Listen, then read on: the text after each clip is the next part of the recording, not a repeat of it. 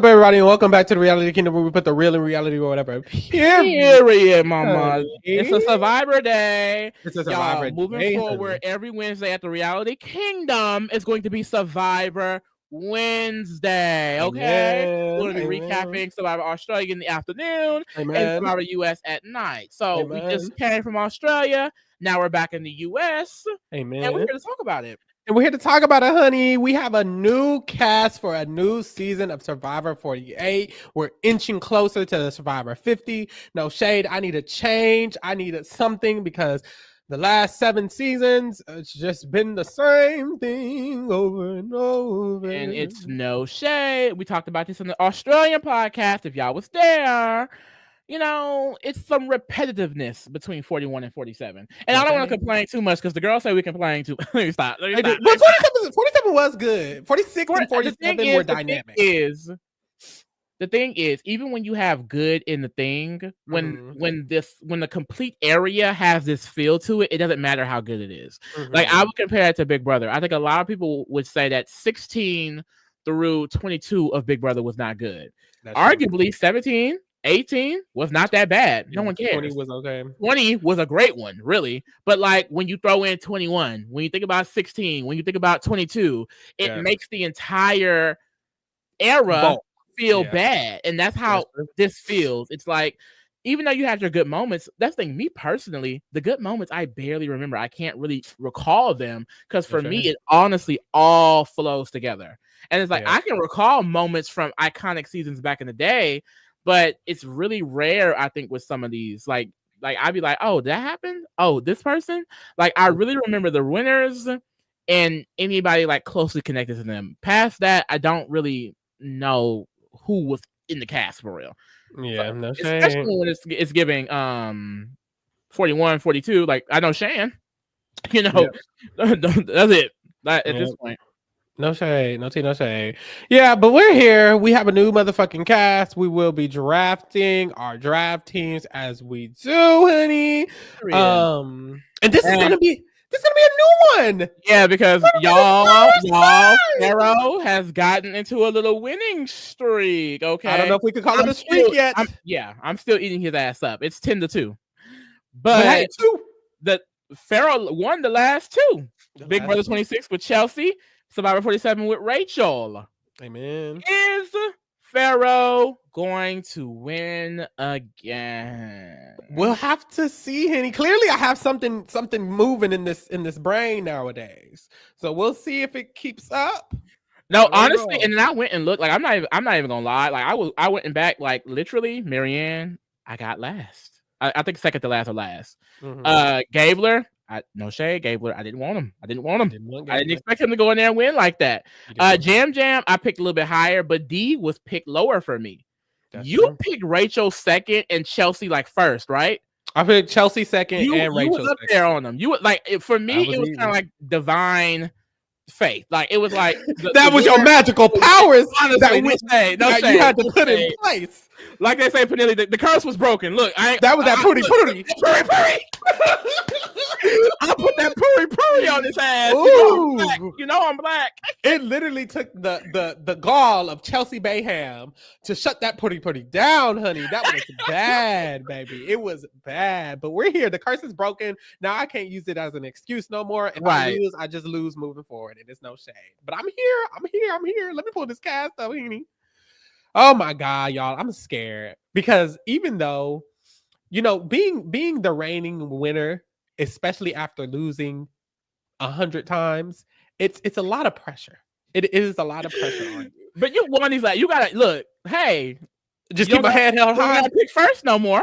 Yeah, that's true. That's a lot of pressure. Honestly, picking first is a lot of pressure. This is your first time picking first. I'm scared. Oh my God! Wait, no, I think we did a season before, right? Have we? No. Yeah. I went first in the last Survivor season because you won with Chelsea, right? No. We had already started the draft before. I'm scared. This is the first time that Lee will be picking first on the podcast, honey. Okay, first of all, Lee, let's talk about the what are your overall thoughts on this cast? I will say, like, I going into Survivor seasons, I do have this feeling of like I'm not really excited, but then when you get the cast, I'm like, okay, be fun. And this cast, I'm actually really excited to see. I'm very excited to see. Like, there were a few times where like I was like, this cast isn't really giving in this new era. This cast, I feel like even the people I don't think can win, I'm excited for. I agree. It's very exciting cast. A lot of different good personalities because they've been getting different personalities in these last couple of seasons. But to me, they kind of all start blending together. And I've seen this archetype before and da da da da da. This one, it kind of has some nudities to it. I'm like, some of you people, I'm wondering what you're gonna give. I think it can be some very interesting dynamics, and I'm excited for that. Like I said, like previous cast, I feel like you have like half the cast with potential, and the other half, I'm like, I don't even care what you go out there and do. And I've been proven wrong, so I'm not going to sit up here and just say like I clearly knew I was talking about, because girl, I've been wrong a lot. Okay, on a few people. But it's just like the initial reaction to them, I just wasn't feeling. But for some reason, when I was going through all of these episodes, like even usually like going through the interviews, shout out to Mike Bloom, RHA people posting them. Like going through those interviews previously, I wouldn't be as excited to like get through them. This time, like I was like seamlessly going through them because I was actually interested to see what they were going to say. So yeah, I'm here for it. Carl says, "Who is y'all eye candy for the cast?" Well, let's start with the Orange Tribe. Actually, none of them. So let's go to Green. Charity, yeah, Charity is gorgeous. That's a diva of the season. Ooh, watch out, mama! Don't get those poverty allegations. She already kind of getting them preseason. The girls are scared about a bad bitch. Okay. From Vula, the Green Tribe, I would definitely say Kevin. Gotta be. And then Leggy, whatever the fuck. Shaheen. Sean. Is it Shaheen? Sean? It's not Sean. It's Shaheen, I think. I'm saying Shaheen. Shaheen. It could be Shaheen. I think it's Shaheen. Maybe it's Shaheen. I don't know, girl. I was calling Sodasia Sodacia all season, so. I can't remember how he said it. I forgot. Because now I'm gonna be saying it wrong the whole time. But anyways, I like how he looked, and I like how Kevin looked. No shade. It was never gonna be a white man. And for me, it can't. Wait. You said that after we just got to Survivor Australia podcast, gagging over Zen, mama. Zen is not white. Zen is a rapper. What the fuck is you talking about? No, he did give me Tom Hanks tease. Tom Hanks' son tease. Chet Hanks. Yes, he had like some lips on him too. Like Zen got some. Like I just need some features that are a little less conventionally white. Like he had big lips. He had like a fade. Like you don't have to try and say. I'm not trying. But yes, y'all, we're here. This was the cute cast, like Lee said. I liked it. I'm just ready. I'm ready to draft. Are you ready to draft, honey? I'm ready to draft. I'm ready to beat you, mama. Ooh. And like I said, I'm actually genuinely excited to talk about this cast. So, child, let's get into it then. Shit, fuck all the chit chat. What the fuck? Who you picking? Oh, the cheater chatter. Immediately. Oh, bitch, I'm scared because a lot of the times Lee has a list that is totally different from my list when we draft. So a lot of the times he'll pick somebody who I wasn't even going to pick, or he'll pick the main person I want to pick, and that'll piss me off. So we'll see. So the first person for my Survivor 48 draft, and I believe the winner of the season. Oh, yes, we're going to get another black man winner. His name is Cedric. Ooh!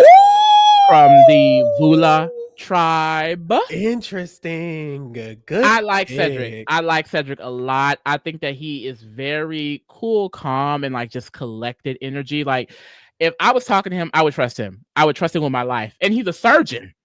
Yep. It's giving Dr. Weber Grey's Anatomy tease. Like, oh yes, do surgery on me, King. Like I would want him as my doctor. Yep. I don't know. I just feel like one, he's a fan of the game. He said he's been watching since season 1. He feels like he can relate to like Earl Cole. Now, I didn't watch Earl Cole's season, so let me know. First unanimous winner ever. Gag it. I see that. But he was because he was saying things like he had a quiet confidence that persuaded people, and then he also likes Survivor's social game. Now, no shade. The girls, when they say they relate to certain people, I mention it so we can have something to talk about, but it rarely gives that. However, I feel like if anyone can have some capabilities, I don't know, he gave that. I just feel like he had a good sense of the game and how to play it socially, which is very important. He also doesn't seem like someone that's going to be, seen as like weaker. Like I think he will be a benefit to his tribe.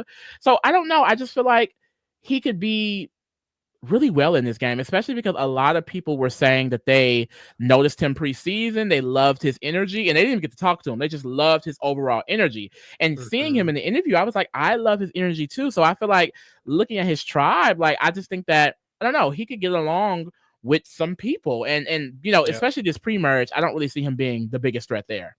Yeah, I agree. I love this pick. He was in my top 5. Like he was up there. He was up there, honey. There was at a point where I had him first. I was like, okay, let me rearrange this, move this around. So great pick. I really agree with everything you said. He seems so smart and he knows the game. A lot of people don't be knowing the real game. They start at COVID. Oh, I've been watching since COVID and I binged everything within 2 days. And we saw how that was with who was that annoying man from last season? Oh my God, Rome. Oh God, but so we see when they lie and they're not really fans, what happens. Cedric is really a fan. He's been watching since the beginning.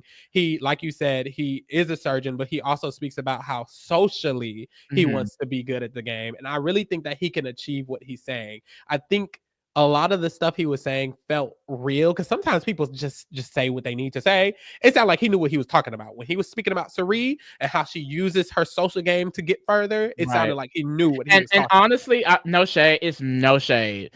I tune out anytime someone mentions someone from 41 to 47. If you have to mention someone from 41 to 47 as someone to relate to, I'm just like, no, ma'am. No, ma'am. Because a lot of the girls like to throw out Marianne and Carolyn.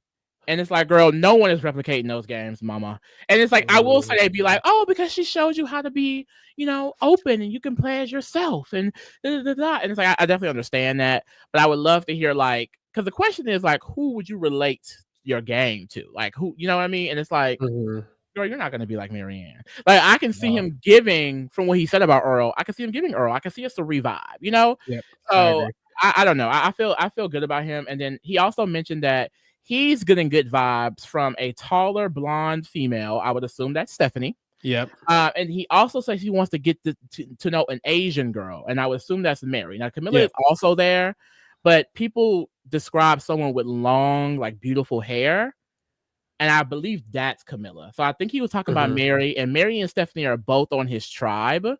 So that's really good for him. I believe Stephanie actually said something about him too, if I'm not mistaken. I don't really remember. Yeah, she did. She was getting good vibes from a guy with glasses, but a lot of people were saying that they got good vibes from a man with glasses. So if they speak to him and get those same vibes, and he's not like this, like, hope he don't turn into Bruce. Last season, where I thought was also very calm and collected. It's like, I like him. And my only worry, if I have a worry, would be his tribe, because his tribe looks weak. If you ask me, Kevin said that he is recently gotten into the gym, but that he's not a physical person. He doesn't go out and outdoors and do physical things. So their main, I guess, physical guy isn't even really true to this shit. He new to this shit. So it's like, when it comes to y'all getting to the end to be able to do the puzzle, will y'all even make it before David big ass? I didn't really even think about it. Because Orange looks strong as fuck. Orange looks strong. Mitch, Kyle, David, honestly, Charity and Chris. And Chrissy is a firefighter. Camilla has mentioned that she's not. They're going to be They're going to carry her. It doesn't matter. The thing. Like, she wanted to be on the tribe where she can, like, be basically carried a little bit, and like she's getting her wish, because those 5, they're carrying it. I can see Purple not being as good as they look. I think they might be good, because it Green depends. Does not look the best. It depends, because they might not be that good. You're right.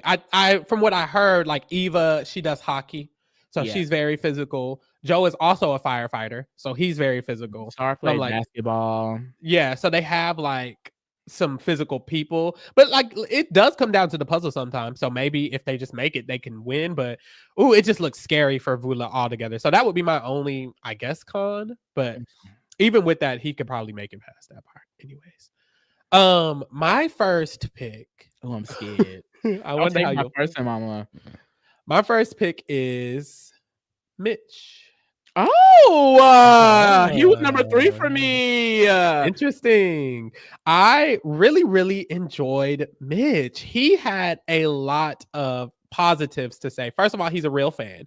And that's always going to take precedent in these new seasons for me, whether you've been a fan forever or if you just started becoming a fan, because last season Rachel won, she was a fan, a real true fan of Survivor, and I feel like that's going to help you in the game. Even Andy, and he made it to the end. You know what? I think it's mainly because New Era Survivor, it has so many twists and turns that like if you don't know like the origin of the game, you can get mixed up in it.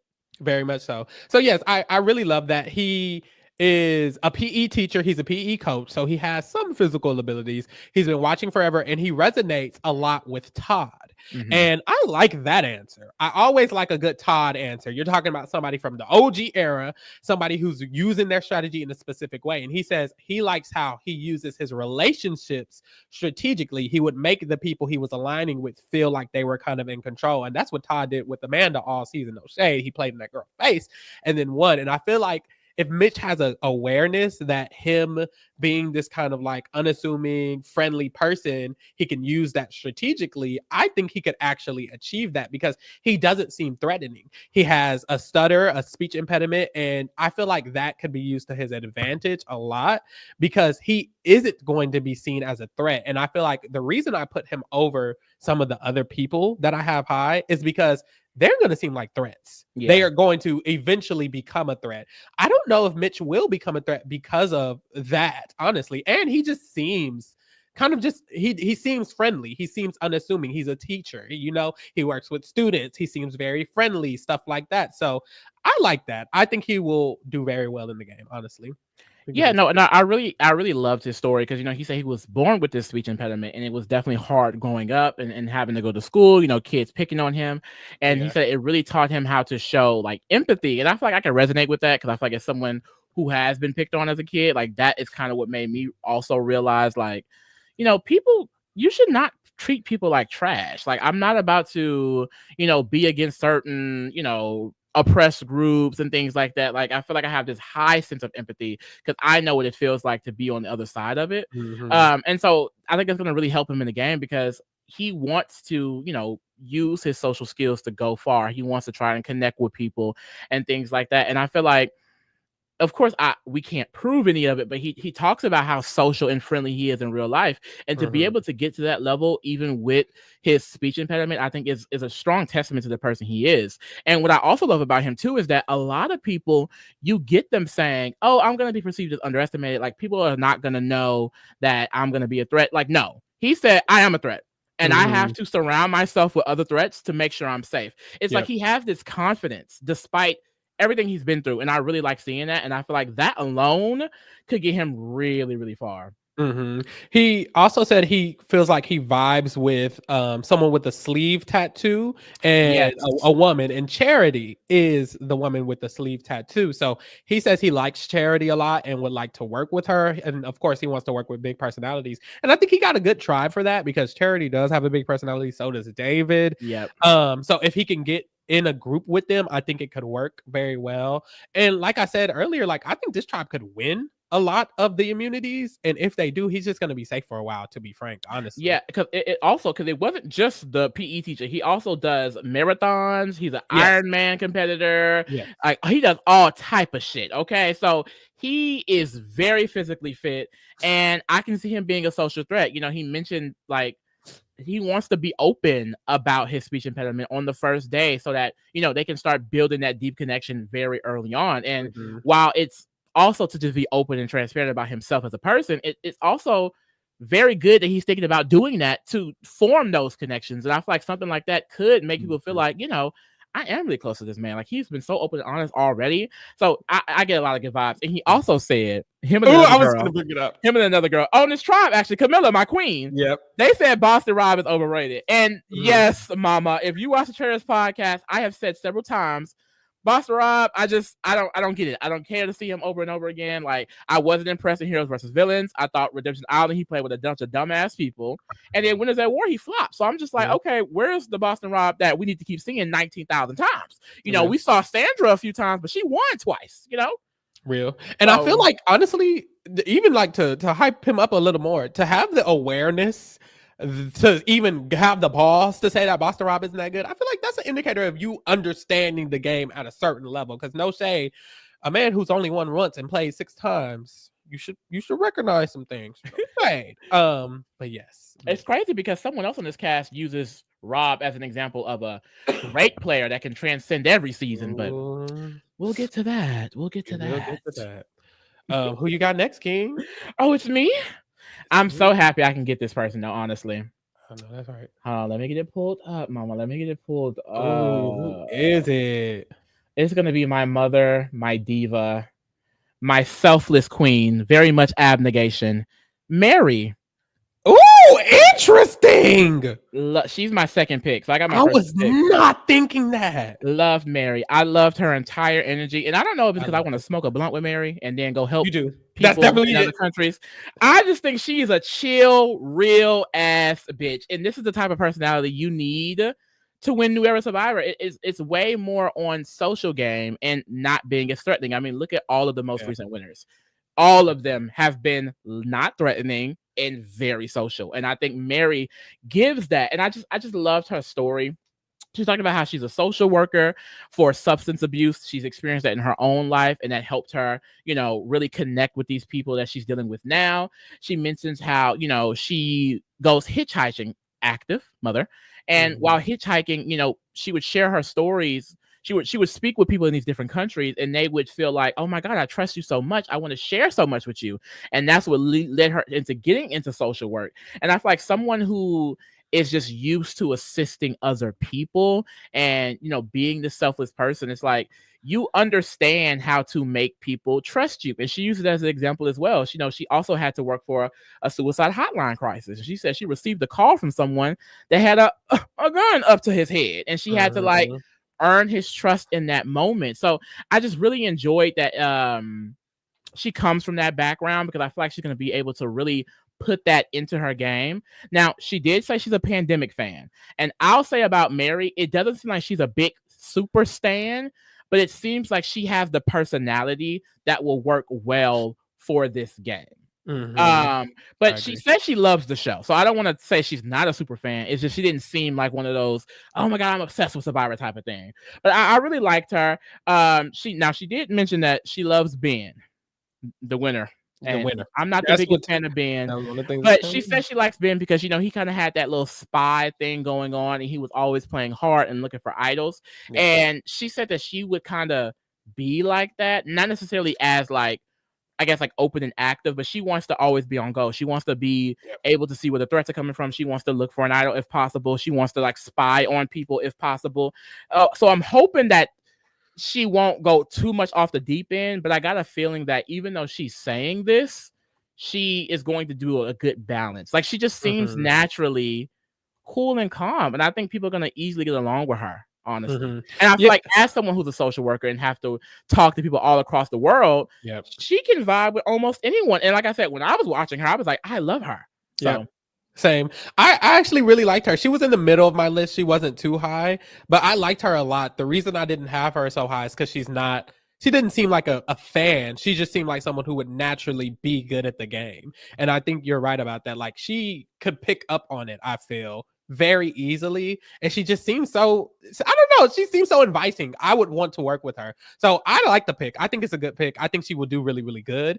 And honestly, I think she can, even though she doesn't seem like the biggest fan ever, she's gonna eat it up. She's gonna get in the game, and I think she can actually learn how to make an alliance and stuff like that, because she seems like she understands the concept of making an alliance, being strategic, actively working, very social as well. Being social. I think she fully understands that. It's just she's not a fan, so that's the only thing. But she's still a great pick. I like her. Well, I wouldn't say she's not a fan fully. I just don't think she's like a super stan where it's like she's watching weekly. Because basically, what was so hilarious, and this is why I think I low-key could just be biased because I love her.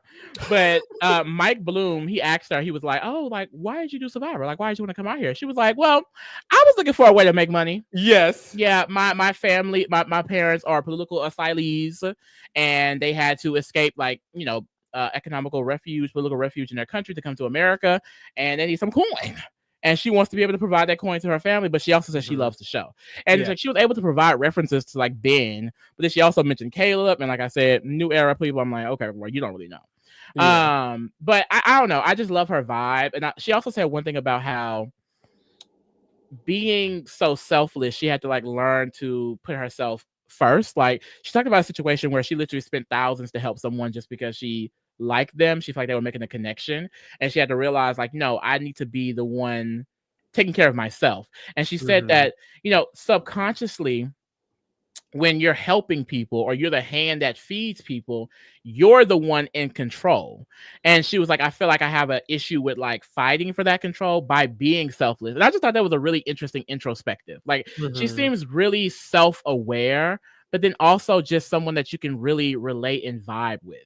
So like I said, I get really good vibes. She didn't really mention anyone from her tribe that she was necessarily feeling. But yeah, I think she's gonna be fun. Yeah, I think so too. I think it was a good pick. My next pick. I actually love this person so much. I get so scared. I love this person so much, and I couldn't not pick them. Like I even though I felt like, oh, there's issues, I could not pick them. So I'm picking Shahin or Shaheen. I get it. I get it. I'm in love with this man. like how can you not be? It's so much like Jonathan Pinner, which who he kept referencing. Really? See, I didn't remember much about Pinner, so I'm like, Pinner is so but he has that same charisma, uniqueness, nerve, and talent. That same charisma, like he's so Jonathan Pinner coded. And I love that about him. But he talks about a lot of stuff. First of all, he became a fan in 2020, and he says I became a fan in 2020. He doesn't say I became a fan at the pandemic, and that is a big difference. I want to let y'all know that. But yes, he became a fan in 2020. He went back, he got obsessed, he watched every season, and now he's such a fan that he now has Survivor themed vacations with his mama. Yes. He now does Survivor in real life. He has a Survivor draft that he does with people. He hosts a Survivor, what's it called when they do it? Football fantasy. A fantasy league. A fantasy. They have watch parties. Like so he's very much ingratiated. He was also an alternate for season 46. I remember pre-season of Survivor 46, they kept mentioning a man with a beard and a smile that was making a huge impression. And we were like, it has to be Tim because he has a beard. The whole time it was Shaheen and he was an alternate.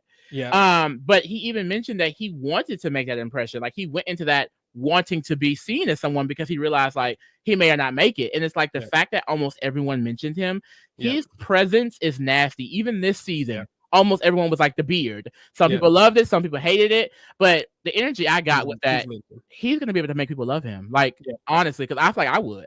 Yeah, I would too. And he also mentioned because he saw people mentioning him so much. And he said in this interview that he realized even if he doesn't do all of that extra stuff he was doing last season to be shown and to be mentioned, he's still going to get mentioned. And that's exactly what the fuck happened because he still got mentioned this season, even though he wasn't doing a lot and he wasn't being overbearing. He still got mentioned and still got noticed. I just think he has the energy to him. And I think that's going to help. He speaks a lot about how, because he's a professor now and he's a debate coach. So he works with people. He teaches people often. And he says he's noticed that he's learned how to be more empathetic, put himself in other people's shoes, because that's the best way he's able to teach these people. And he feels like that's going to help him in the game. And I think he is going to be able to implement it because he seems so self-aware. He seems very self-aware of the fact that he can come off maybe too strong sometimes. And he needs to pull that back a little bit. He relates himself to Jonathan Pinner and the fact that Jonathan Pinner is always on go. And as soon as he sees an opening, he goes for it. And he's like, that's something I need to prevent myself from doing because he's very aware that he can be that type of person. Now, I do feel like that could get him in trouble and he could become a threat. But and that's why I wanted to ask, like, from what I remember from Pinner, it seemed like Pinner, especially what I vividly remember is Cook Islands, because that's I watched that like 2 or 3 times. And it was been a while since I watched it, but I remember him not getting along with his tribe, like them not necessarily feeling him. And I don't, because he comes back for the little, was it Philippines? Where he come back for? Philippines, yeah. And Pharaoh's favorites too, or no? Correct. Okay.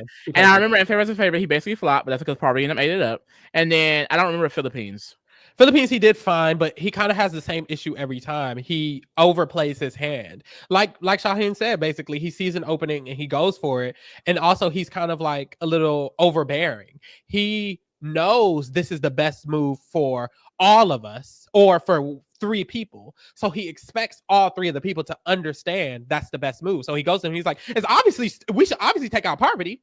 And then they're like, well, we don't really want to. He's like, why not? We should take out Parvati. And he just overplays a hand when it's an opportunity. And that's his issue. And I feel like that's going to be Shaheen's issue if he has one. But hopefully, because no shade, new era is very different than old era. I think Pinner could play the way he used to play in this more fast-paced environment and get away with it a little easier because it's fast-paced. Shit is moving. We got to go. And then there's meta to the game. Now people know you got to make a move. Now people know you kind of got to move fast with your moves. So maybe it could work, but that's my one worry with him. But I think he'll be fine for the most part. Yeah, because he was saying a lot of things that made me scared, which is why he was not. He was high because of how much of a fan he was. Like, yeah, I'm not gonna regret putting someone that high. Like Andy last season, it's like Andy was saying a lot. I feel like I can't put someone who knows this much about the game that low. But I had him at number 5 on my list, mainly because he said a lot of bad. Because he is so self-aware that he was being open about himself as a person. Like he compared himself to Icarus, like he flies too close to the sun, and that he's this logic bully. So he's very analytical and he likes to do things by his mindset. And I was like, I've met people like that. Mm-hmm. I'm talking to one right now. And sometimes that gets very frustrating because it's like, no. Like I know you feel like this is the right thing, but I don't necessarily want to go with that. And he kind of immediately goes there.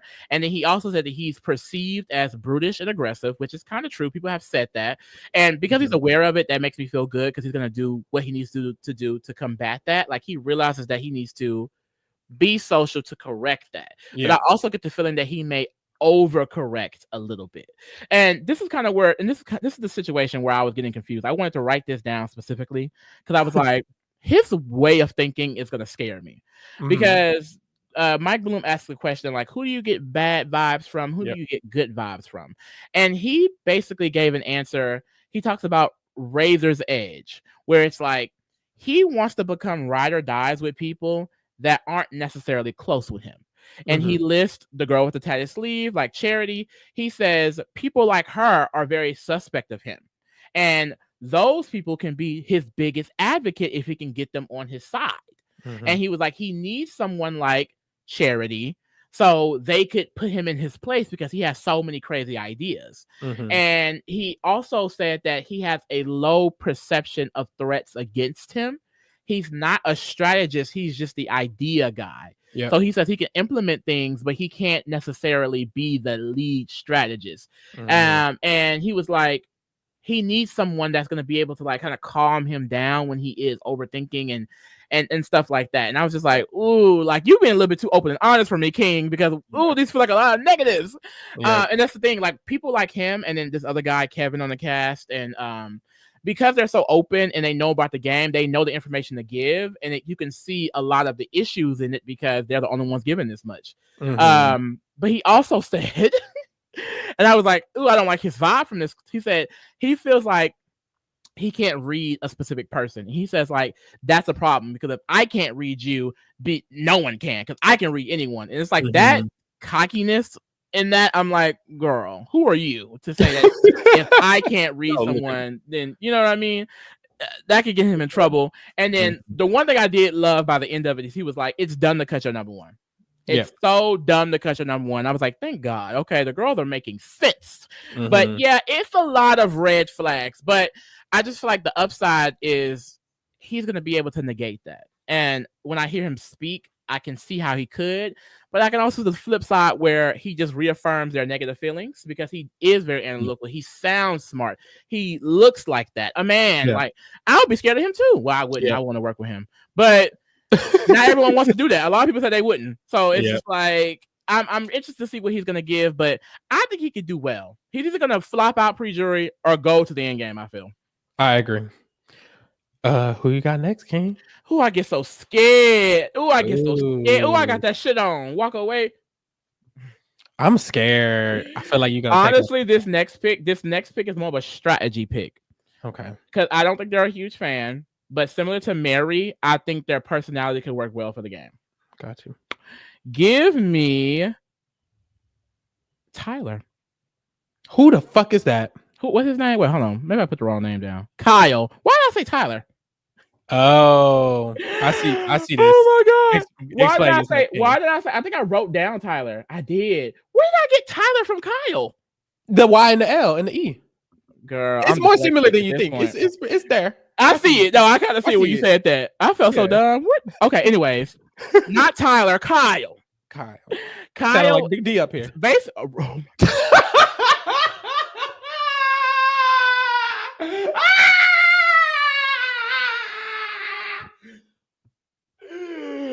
Why would you say that? Okay.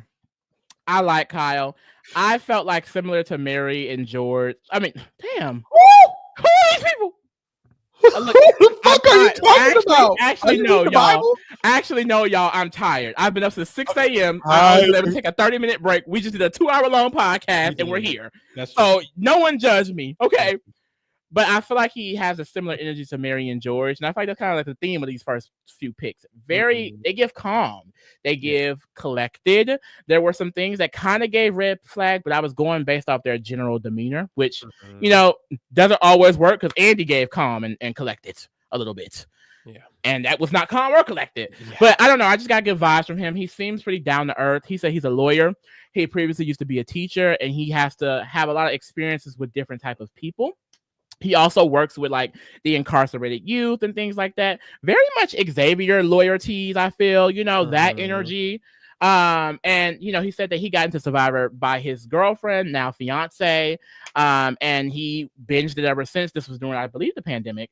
And he can relate to people like Wendell, who I do think Wendell was a pretty impressive player. He said he likes Wendell because, of course, he's a lawyer. He's a black. Oh my God. He's a lawyer, he's a black man, and that he was able to like step out of this box that people try to stereotype black men into. And he wants to be able to play like him, where he has this great social game, but he also can be this leader and he can go on to win.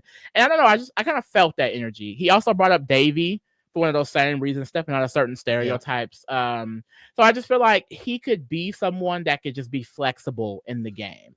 And he also seems like someone that people will see as an asset because he is physically fit. He has some smart qualities. He's a whole lawyer. So I think he could be someone that is potentially well-rounded. My biggest fear is that maybe he is just not a fan enough, and that could be a downfall for him. But once again, similar to Mary, I just think that even if he isn't as big of a fan as I feel, they have like these natural qualities just about them. And he says that too, like he has charm. He has the ability to persuade people, to make connections. He says he can be impulsive, like he will go out to beware advantages and shit like that. And that scares me. And he also said at the end of an interview that, if he were to win, it would be by playing a dominant game. So small things like that, it does scare me. I just feel like he was given more good than bad. Yeah, he has the energy of a winner. Like he screams the energy of a winner. So I liked him too. I had him in the middle around where I had Mary. So it's interesting that you compare them. I had them literally right next to each other because I do feel like both of them have an energy of someone who isn't a super fan necessarily. They know the game, but they're not a super fan. But they could probably do really well. And I agree that he really could do well as well. Honestly, I like his answers. He seems like he knows what he's talking about. But I'm interested to see how he'll actually shape up when he's actually in the game. He just gives me a vibe where I'm like, okay, you say a lot of the right things. I think you could do what you could do, but put your money where your mouth is. You know what I'm saying? I really want to see him actually do it. But I like the pick. He was in the middle of the road for me as well. So I like the pick. And then also he also mentioned that he is vibing with Superman, which is David on his tribe. A lot of people, the buff guy, Captain America, Superman, that's David. And a lot of people was like, he can be an asset. I think only one person was like, oh, I'm a little scared. Yeah. So the more we talk about their tribe, the more I think I'm like, how could they lose? How could they ever lose? I guess it's some big people. Okay, which I'm actually excited for because I love Charity and I love Camilla's personality. We cannot lose another South Asian woman pre-merge. If we lose another South Asian woman pre-merge, Jeff, you got to see me personally. Literally, if we lose her pre-merge, y'all need to cast 2 per tribe next season. I'm not playing. I agree because it's getting crazy. I love Camilla. I cannot lose Camilla. Or just person in general because Banu too. Like, damn. Yep. Child. We move. Okay, my next person is Oh, I get so scared. Stephanie. Estefania, mama. Stephanie, honey. Oh my God, this was the girl I was debating on putting under the two young girls. I told you I was gonna clear it up for you. I love her.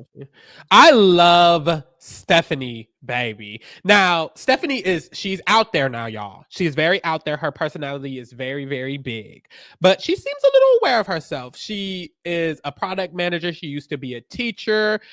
She became a fan during the pandemic, but she seems like a real good fan. Like she seems like she's went back. She's done her research for sure, because they asked her who does she feel like she might relate to, and she mentioned Tyson. Actually, she mentioned Tyson, and she also said, when she said this, she said, it might be crazy to say as a white woman, but I don't feel like I can relate to a lot of winners. My woke. So she's very aware, I feel, of herself. She said a lot of woke things, y'all. This is a mother. We stand Stephanie, okay? She said a lot of woke things. She seems very aware of her privilege and herself, but she does say if she has to pick someone, she relates to Tyson, because it's interesting how he was able to make sure that he wasn't the biggest threat in the room. And she wants to model her game after him and do that and make sure she's not the biggest threat in the room. And I think that's exactly what I want to hear in the new era. Every new era winner, that's how they won, except Rachel. Rachel ate that up. But every other new era winner, that's how they won. They were not the biggest threat at that moment, or someone else was a bigger threat in front of them, or someone else had to go. And I really feel like that fit in that category. I was thinking earlier that Rachel also fits into like the under the radar, but she was a big threat. Yeah, she fits both, I feel. I feel like at a moment, a lot of other people were threats above her. And then at a moment, she was the biggest threat. She kind of had two stories. But yes, I really like that. And I feel like she seems very smart. She doesn't just seem like she became a fan because she likes the elements of the fire in the woods. I hate fans like that. She seemed like she became a fan because of the strategy. She gets deep into the whole idea that women can't play in an alpha kind of way like Tony. She's like, I'm fully aware that I'm an alpha woman in real life. But in real life, in my job, when I try to act that way, it is not received the way that it's going to be received from a man. I know I have to change the way I interact. She's so aware. She's like, she knows she has to change the way she interacts. Now she better get on this tribe and work with Sayoni. I know that much. But hold on, Sayoni may not want to work with her. Well, wait. We'll get into that. But no, I think that I really like that she seems aware. She seems like she knows she can't play in this aggressive way because women don't tend to win that way. She's just so aware of the past games and what she can learn from them. And I feel like herself. So I just like her a lot. I think she can do well for sure. Love her personality. She seems like a really good time. She gives like her voice. When I heard it, I was like, this is like the English teacher that you feel safe with. Like, oh my, yes, I could come out to her. You know what I mean? Yes. Like, she's gonna be like, baby, it's okay. You know, like I don't know. She seemed fun. What scared me was that one, she's a yapper. I love a good yapper, but Mama was yapping. She was yapping. Okay, she was yapping. Like, there were a lot of times where her and Mike Bloom will go on these tangents about something completely different. Like they were having a good conversation. Like I think Mike was like, let's go ahead and just talk further. Like, we don't need to like, and I like that, but like I was just like, okay, where's the game in all of this? And towards the end, she revealed that she's actually really huge into the Survivor community. You know, she watches RHAP. She knew who Mike Bloom was. She knew who Rob Ciccinino was. So she's clearly very much in the community, and that makes me feel like, okay, that's great, because she's going to be underestimated and people are not going to know that she's actually paying attention, like a Carolyn type of vibe. You know what I mean? Because a lot of the girls preseason, they weren't necessarily warming up to her, what she was doing, because they kept saying her as like the artsy fartsy painter type of girl. And people seem really annoyed by her. I don't know why. A bitch can't paint. But apparently her painting was pissing people off. So I'm interested to see, you know, if those same things are going to affect her going into the game. I don't think so, because she seems very, very chill. I just hope that my fear of her not being as strategic isn't proved to be true. But honestly, when she said that, I was like, no, like she's going to eat. Like that immediately made me move her up higher. Because I was like, okay, she could really do well, because she seems very authentic and she just seems like real. And I think people like that. But she did also mention that she has to navigate maybe not being best at challenges, which shocked me, because honestly, she'd be a beast. I'm not gonna lie. I agree. She's taller. Like I feel like she could like really throw some things around. So we'll really see. She also mentioned that she liked the guy with the glasses, which is Cedric. Cedric mentioned that he liked her. So you know, we may get somewhere with this, Mama. Yeah. The only issue is Saonya is one of the people who said she doesn't vibe with her because of the artsy shit, and she's on this tribe. So if Say just I'm just call her Say. Yeah. If Say comes in and she's still on that type of time and she's still annoyed by her, then that could be a immediate issue. And if she has an immediate issue, that's gonna be a problem, honey. So we'll see how that goes. But other than that, I liked her, honestly. Oh, I didn't even think about that. Are there any Latino or Hispanic people? Girl, from what we know, I no. saw Mitch's last name was Guerrero. Mitch's last name is Guerrero. So potentially Mitch, a lot of people were trying to see, was he Asian because he has an olive skin tone. A lot of people called him Asian preseason. Yes, but he could be. Could Guerrero be, because I know Filipino sometimes. Spanish or Filipino? Mary is Chinese. She said her parents immigrated from China. She's Chinese. Oh, Guerrero is used Italian and Portuguese, so it is a Spanish word. Okay. Oh, so he could be Portuguese. You talking about Mitch? Yeah. We'll see. But yeah, from what we know, Shaheen is Persian. Mary is Chinese. Is Charity something, or is she just a bad bitch? I think Charity is just a bad bitch. Y'all know it's like a bad bitch. They always look a little ethnic. It's a little ambiguous. A little ambiguous. What's that word that people use? What's that word that Xavier used? Exotic. So yeah.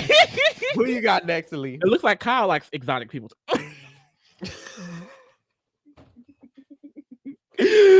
Oh God, we got this podcast.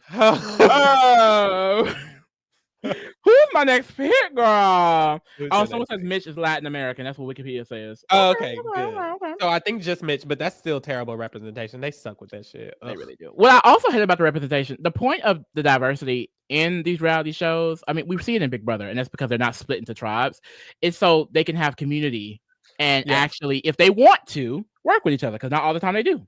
Yep. But, that leg up of being able to easily connect with someone that has the same background, the same values, the same history of you, that can help you in a game like this. So it is frustrating when you cast Camilla as the only South Asian and you put on a tribe by herself. She could at least been with another Asian.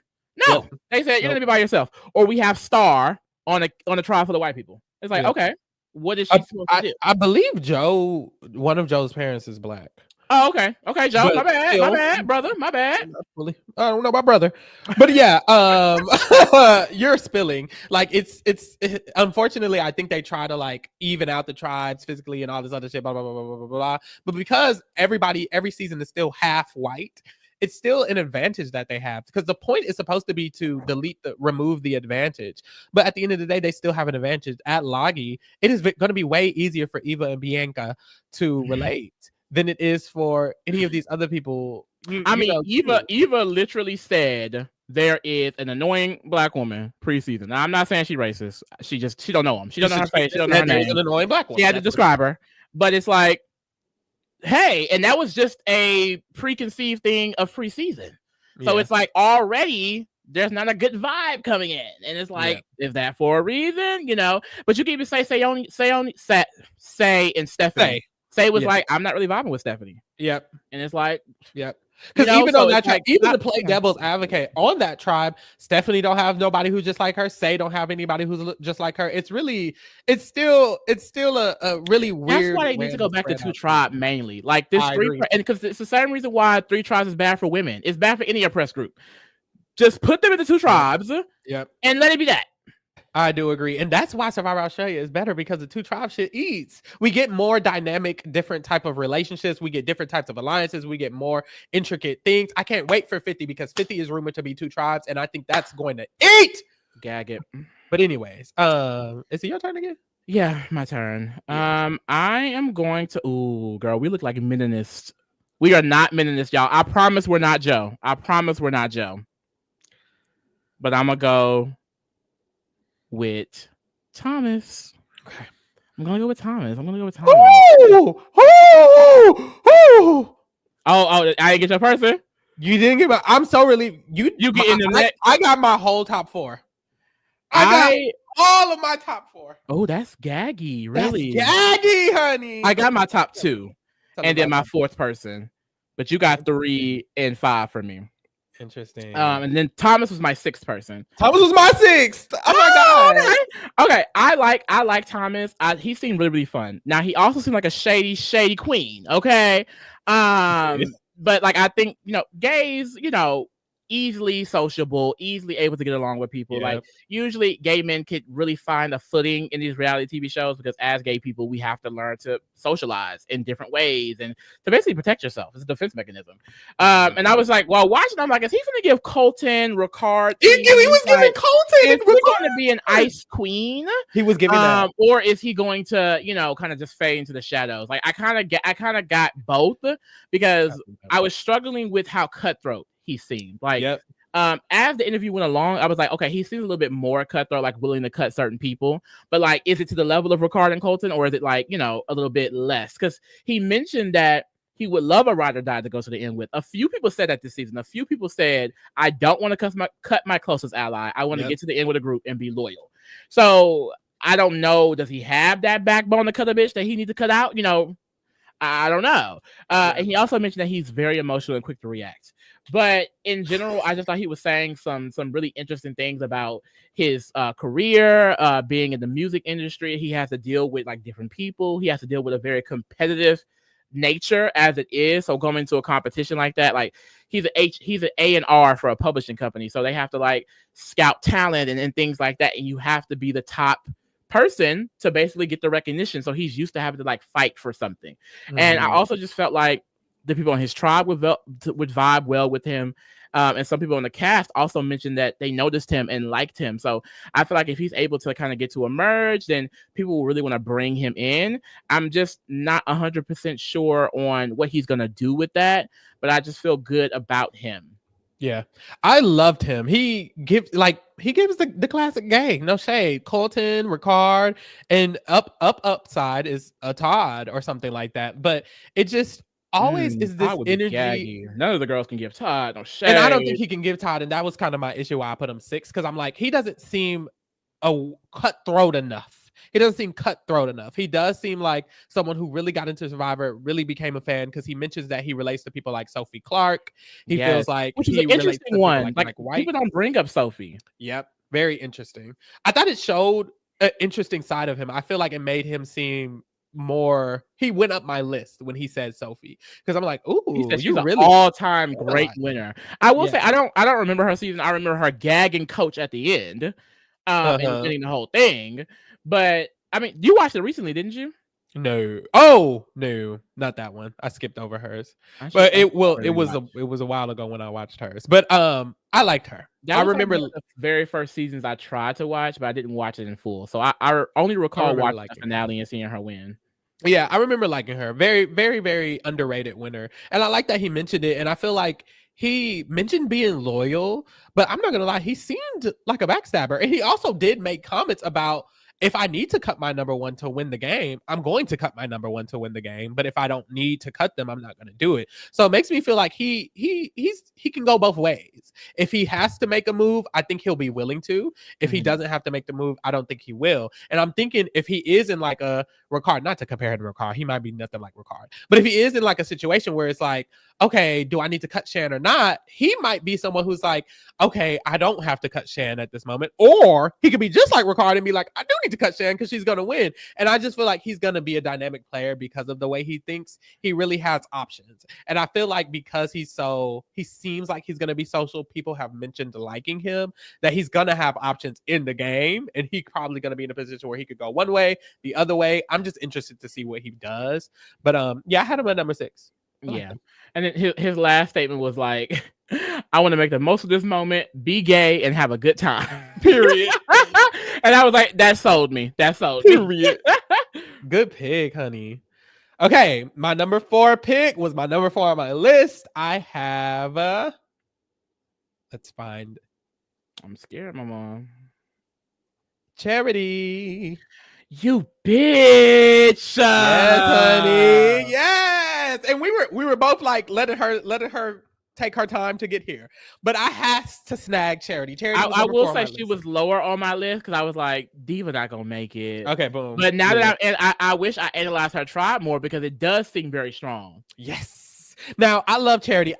Charity does worry me. Let's just get the negatives out. She worries me because she screams that diva that has to go. She screams that girl that has to get taken out. She screams that girl who is a big threat, and people have already mentioned it. Hella just people. From her, the just girl from her with the walking sleeves. around. The girl with the sleeves. Just from her walking around, and that is an issue. But Mitch and Camilla both mentioned that they liked the girl with the sleeves, and they're on her tribe. So that's what made me comfortable putting her a little higher, because they're going to be on the tribes for a minute until they merge. And within this tribe, she already has people who enjoy her. I also think people like David and Kyle are going to lean towards people who are stronger. They kind of mentioned that, and she might be. I do think she will be one of the stronger ones on the tribe. So I think that could help her. I think she's going to be in a good position, and she just seems really smart.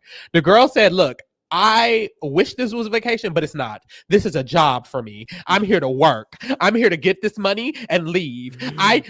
What I do in my life is I'm a flight attendant and I'm a fitness coach, and I'm putting those aside to come here, and this is another job." She is ready, honey. She is ready. I absolutely loved her energy. It was just like, I just love a contress, like a girl boss. Like basically. And I'm really hoping she's able to overcome it, because what I felt like while watching her is that people are going to have this assumption, as long as they give her a chance, which is possible because our tribe looks strong as fuck, she could change people's perception of her and really get in good, especially with two people already loving her. Camilla said that girl is so gorgeous that I would do anything she wanted.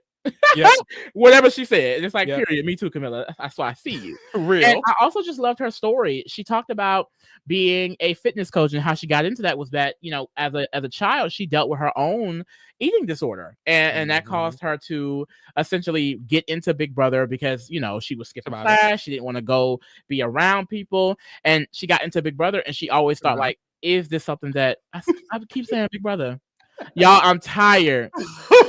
You know what? That's me saying I need her on Big Brother. Amen. And now that I'm looking at her, amen. She looks like a Big Brother cast member.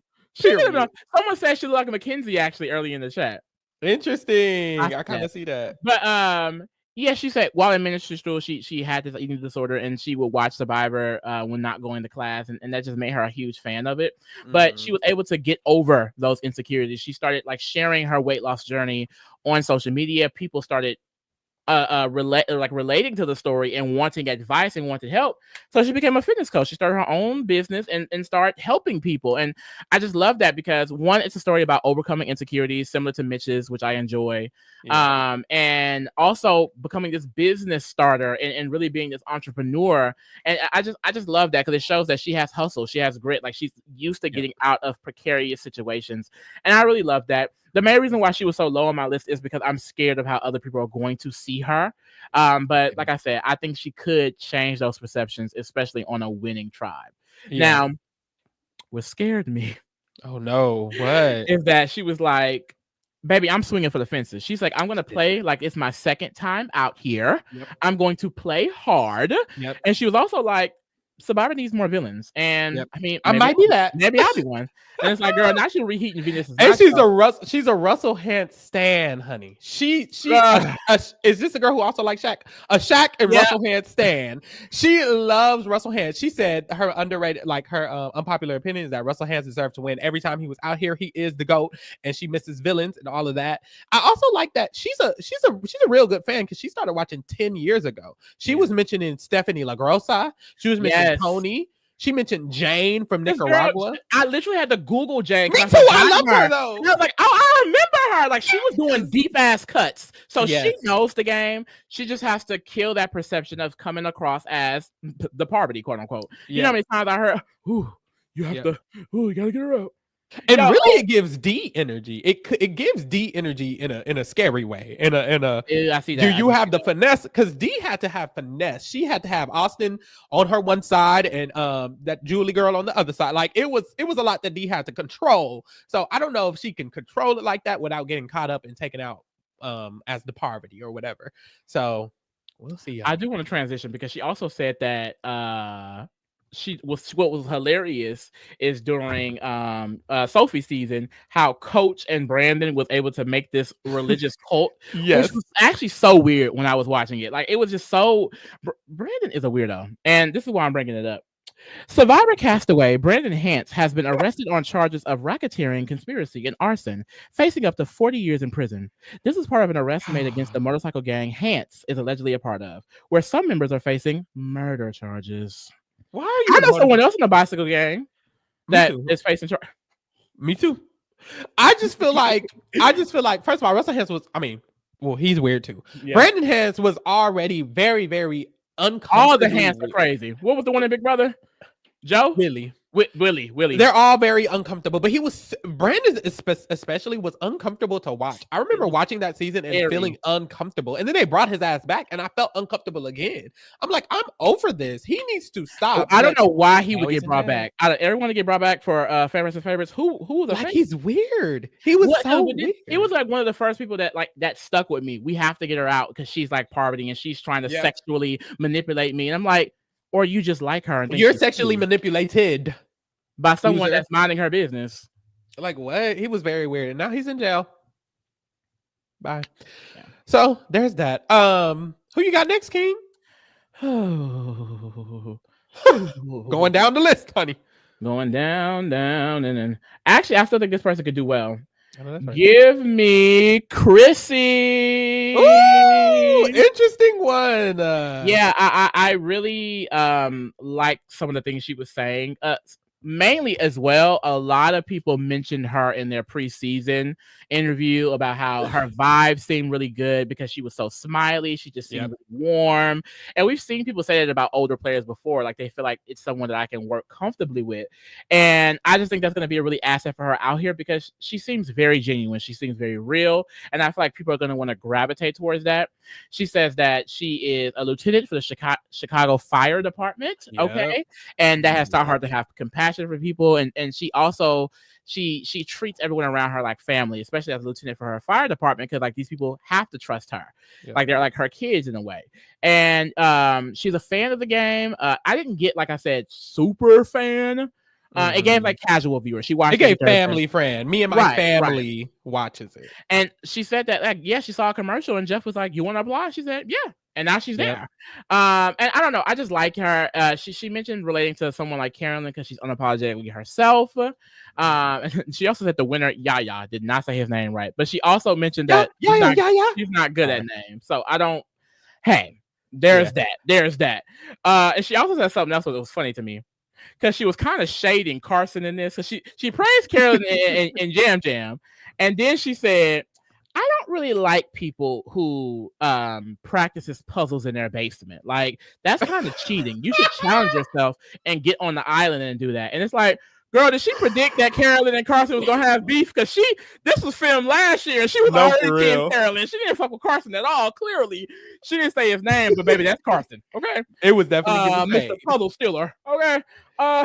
No, I love Chrissy. I love her so much. Her energy just gives, every once in a while we get a badass kind of older woman, if you would like to say, and she just gives that energy like Elaine. Like there's an upside to her for sure because everyone loves her. Everyone sees her David was one of the people who mentioned her. Yep. Everyone sees her as someone that they can work with. I think she can really make it far because she's not going to be a detriment to the tribe. I feel like that's usually an issue with older women, and that's not going to be an issue with her because she's a firefighter. So I think she's going to be fine. I think she's going to make it through. I think this tribe is just going to eat. And honestly, the more we talk about it, I want it to eat. I want it to eat because I love Charity, Chrissy, and Camilla, and Mitch.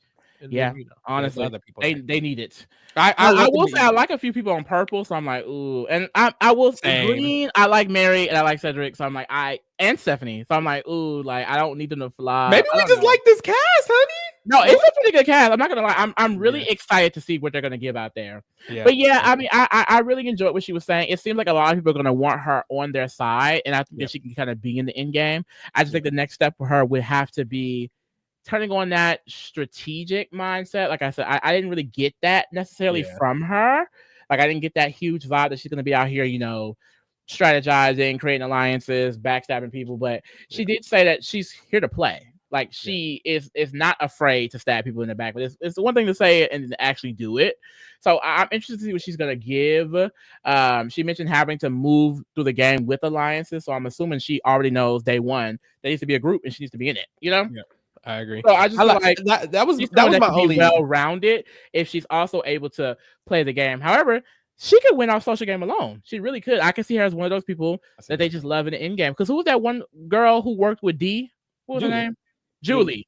Like, if D was not there, Julie could win probably. A lot of people love Julie. She probably got that critique like, "Oh, you're so strategic," and I thought she was my mama.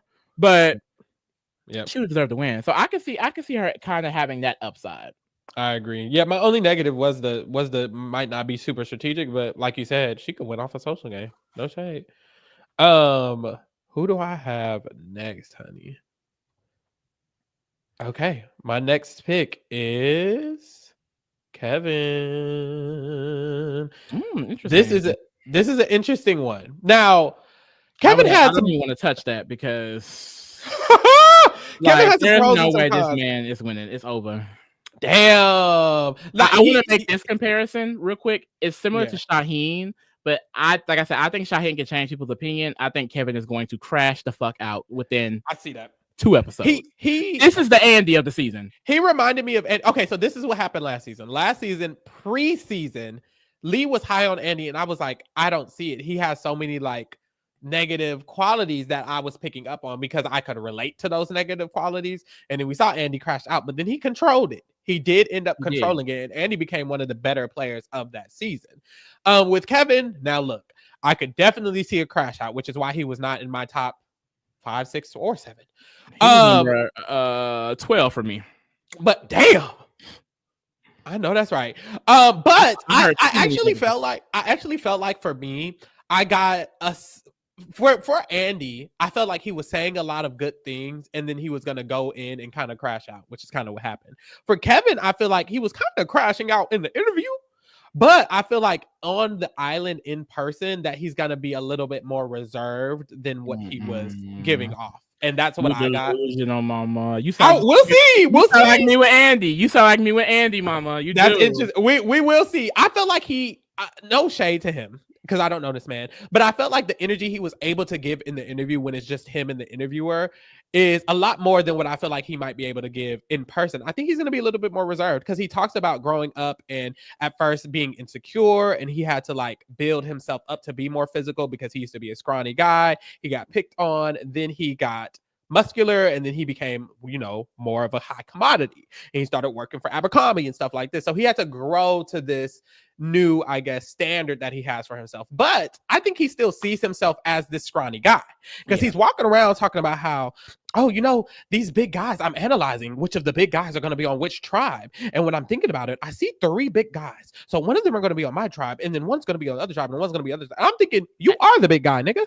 And I literally pulled up the tribes to see, and I'm like, what's the third person he was talking about? Because after David, you're the second biggest one there, and I don't see anyone else who would fit. I guess Joe, definitely. Like, Joe.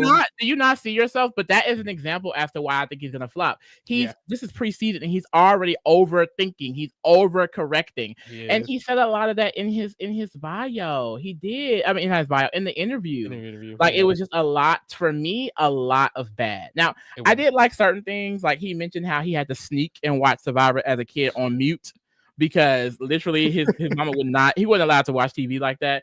And then in high school, he was actually able to fully watch. And that's when he saw Yul Kwan season. And I thought, isn't that so beautiful? And he was just talking about how Yul Kwan, he felt that representation, and he was happy that it wasn't this box that Asians have been put into. Like he was able to see like different types of representation for him. And I really like that. And then he mentioned he relates to the David tribe because he feels like he's a David. And I like those things. And he was also like, I want to be seen as like ditzy. But I was like, I don't think that's gonna work for you. Like he's very fast talking. He sounds very smart. And he's also talkative. Yeah, and I don't think he's self-aware of that for everything. Like this is the big thing I want to get to. He has the Kevin's family tree model. Yes, which he says earlier that he's not going to be like Yul because he's chaotic. He says his friends describe him as chaotic friendly. And when he explained this, I was like, no. And this is what made me feel like I have to drop him lower. Like, no.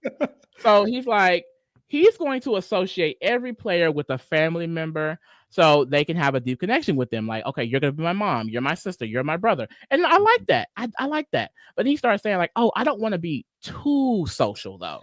I was like, well, no, definitely be as social as you need to be. He was like, he wants to find a meat shield with the guys. I was like, sir, you are the meat shield.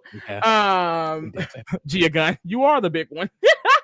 But and he's also like, he was like, oh, also I want to basically do a guys alliance and then pull in a girl so that if she has a girls alliance, I'll be added into it, or to make sure there is no girls alliance. And then he was like, also, if I could get one guy and we both can get a girl, this could be the 4. And then he was like, I want to come into the merge looking weak. So I would like to go to a tribal council at least once or twice pre-jury so we can vote people off. I don't want to go into merge with 6 people strong. He wants to vote out a meat shield pre-merge.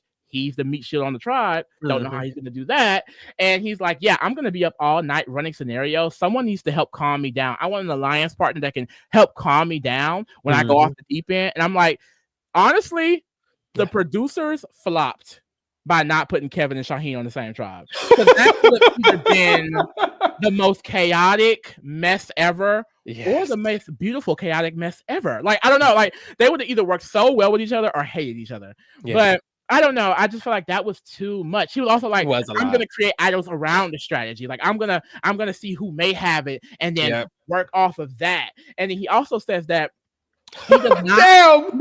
It went back to back. It was a lot. No, it was a lot. This is too much. He's overthinking. He's overcorrecting, and he's admittedly that type of person. He's chaotic. He thinks too much. He overplans, and he needs someone to calm him down. And it's like needing someone to calm you in a game where you have to backstab and call people. I mean, not call people out, but like outlast, outwit, outplay. You shouldn't trust anyone in this game to be able to do that. You should be able to do that to yourself. You know what I mean? And Shaheen said similar things where it's like, why are you expecting someone else to do this for you? Like, no. And then his last thing was like, and this is what I just hated. He says he wants to control the end game when it's 8, 7, or 6 people left. He wants to just survive until he gets there. So be social, be, the best friend, be the dumb friend, things like that. But my thing is, and I say this all the time, if you're not involved a little bit in the strategy, once you get to the end game, you're not going to have any influence. You're not going to have any social capital. And he talks about how he doesn't even want to go to the merge with that many people. So I'm like, what numbers? I just don't like, I just don't like that he has so many plans and procedures, like even more than Shaheen, because it's like you really should go into these things with an open mind. But he also admitted being an overthinker. So I think this is just natural for him. This isn't like I'm planning this because I'm going on the show. Like, no, this is him all the time. So I just think he's gonna crash out. I do. I don't think and the thing is, because he's a fan, I wanted to put him high, but I was just like, no, there's no way with everything he's saying that he can even be a different person. Because why would he say all of this? Like, it was in detail. It was a lot of detail. I just feel like he's not going to be able to do any of that. But he's gonna go out trying, and that's the problem. And see, I hope he doesn't go out trying, because my thought process was he's saying all of this. He's going to get on the island. He's going to get stupefied. He can't do any of the shit he's saying, and he's going to have to reiterate his game. Maybe I'm thinking too much about Andy. You are. Maybe I'm thinking too much about Andy, because Andy went in there, crashed the fuck out, and then recalibrated his entire mind to play an entirely different good game. I mean, that's the thing. Maybe he gets into a situation like Andy and he has to course correct. Yeah. But that's Andy, the only way. Andy was saved by the skin of his teeth. You know what I mean? Like, not everybody can be in the Andy position. Yeah. But hey, here we are. Who you got next, King? Oh, I always forgetting I'm next. You next, honey. Oh, excuse me. I'm gonna go with Eva. Who the fuck is Eva? The hockey player. I had her last. That's why I didn't know who that was. Oh, you had her last? Yeah.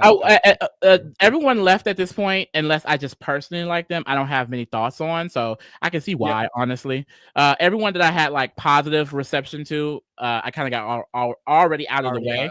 I don't want to say we picked the winner, because when I used to say that, we'd be wrong every time. Don't anybody can still got it. And this is why, honestly, I think I picked Eva so high, is because I just thought like she was saying some pretty good things, and this seems like a really competitive cast that she could vibe well with. She kind of reminds me of, what's that girl? Was it Noelle? Yep.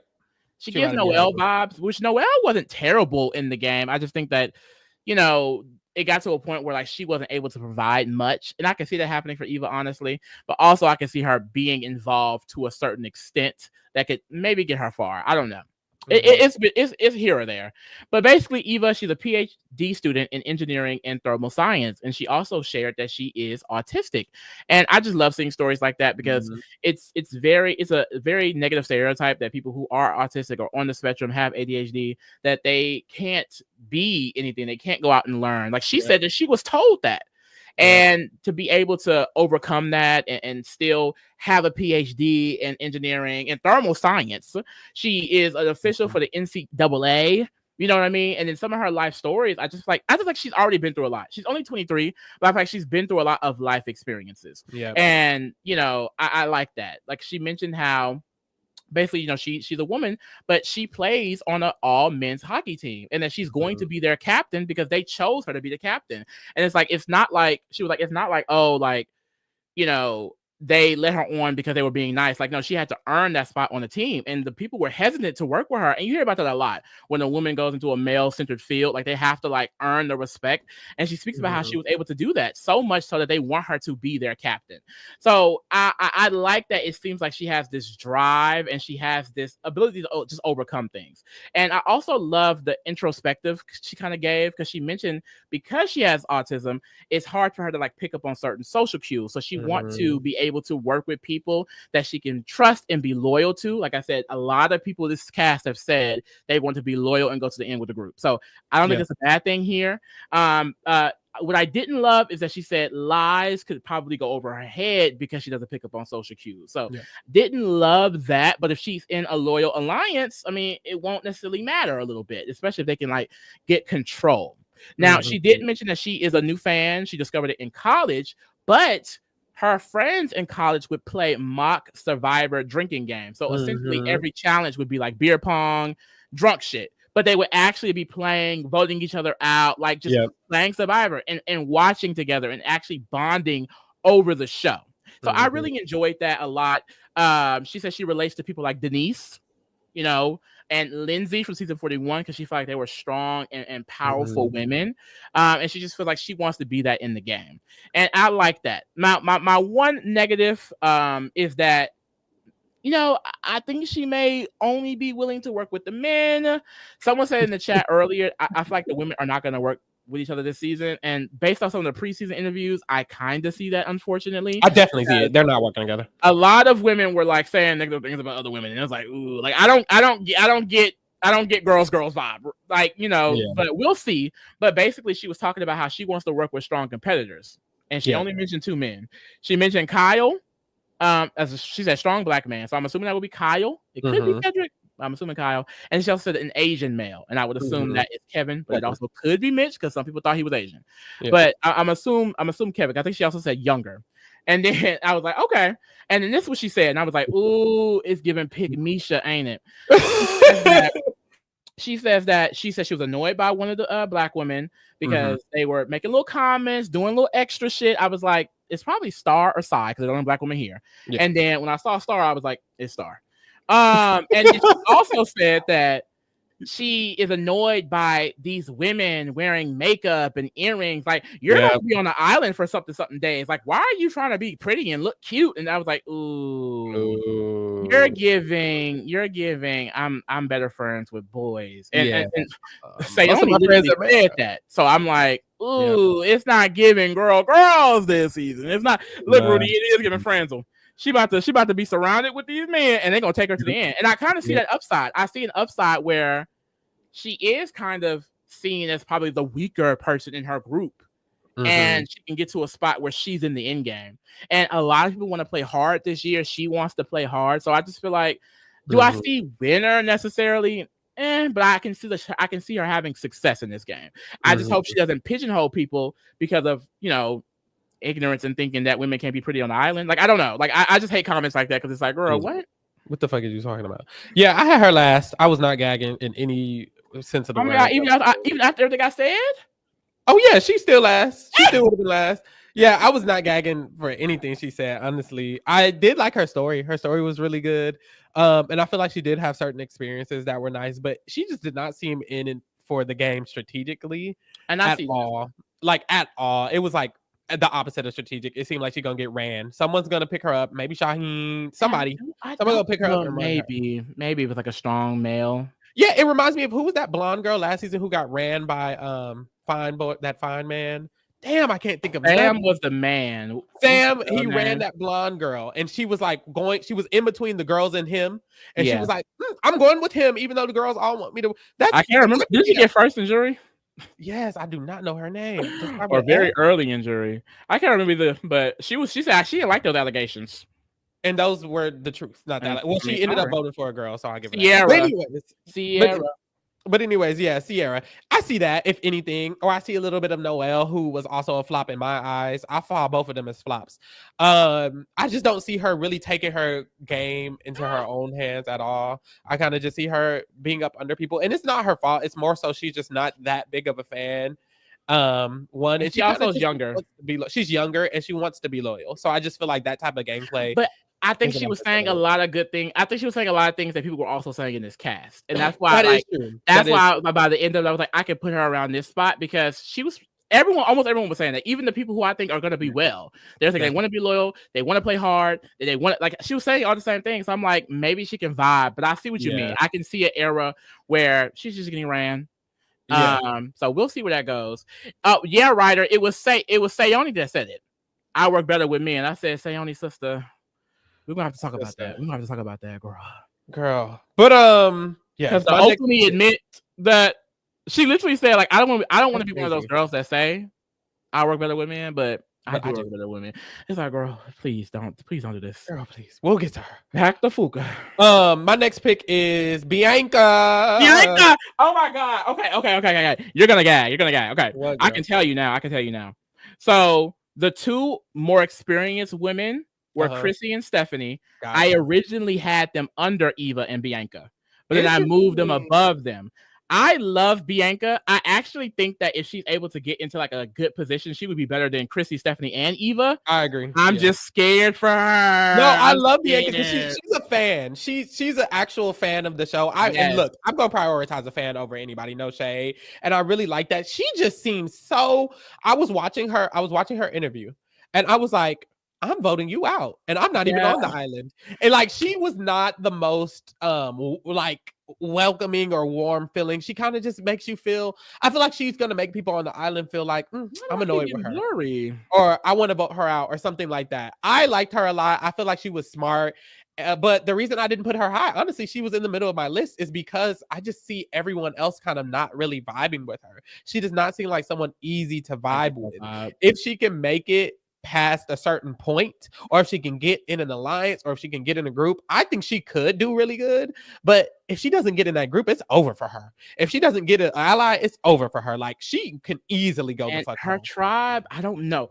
I really don't know what Purple Tribe is going to give. Actually, I will say, I don't know what any tribe is going to give. Usually I have theories about who's going to work with who, and sometimes I've been right. But this year, I don't know. No idea. This is why I think I am excited, because even though, like we said earlier, the diversity could be better, I do feel like it's still dynamic tribes for each. Yeah, I agree. But yeah, I like her. She says she's identifies with D a lot. She also identifies a lot with the New Jersey women who've played.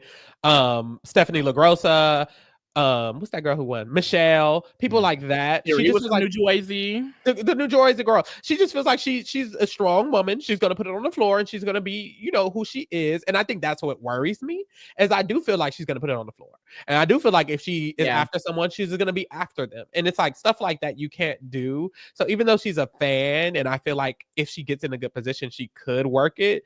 It's easy for her to, I feel like, get caught up as a threat, or someone going against someone who's better than her, who might get her out, just stuff like that. So it was a middling pick. I love her and I want her to do good, but I could definitely see her going the fuck home, and it's never no shade. Yeah, and I'll disagree with the warm thing. I actually did feel like I liked her. For me, it was one of those experiences where, like, I would like you, but I don't think other people would. Yeah. That's the vibe I got. I thought she was cool. I thought she was real cool. She mentions that she's in PR, so she has people management and things like that, and that she quit her job and started her own company. So she basically persuades people for a living with her PR skills. So I really like that. She mentioned how social game is very important to her. So she's going to be someone out there that, and she's a huge fan, so she knows this. Yeah. She's going to be out there knowing, okay, I have to create an alliance. I have to be aware of what's happening. I have to make people feel close to me.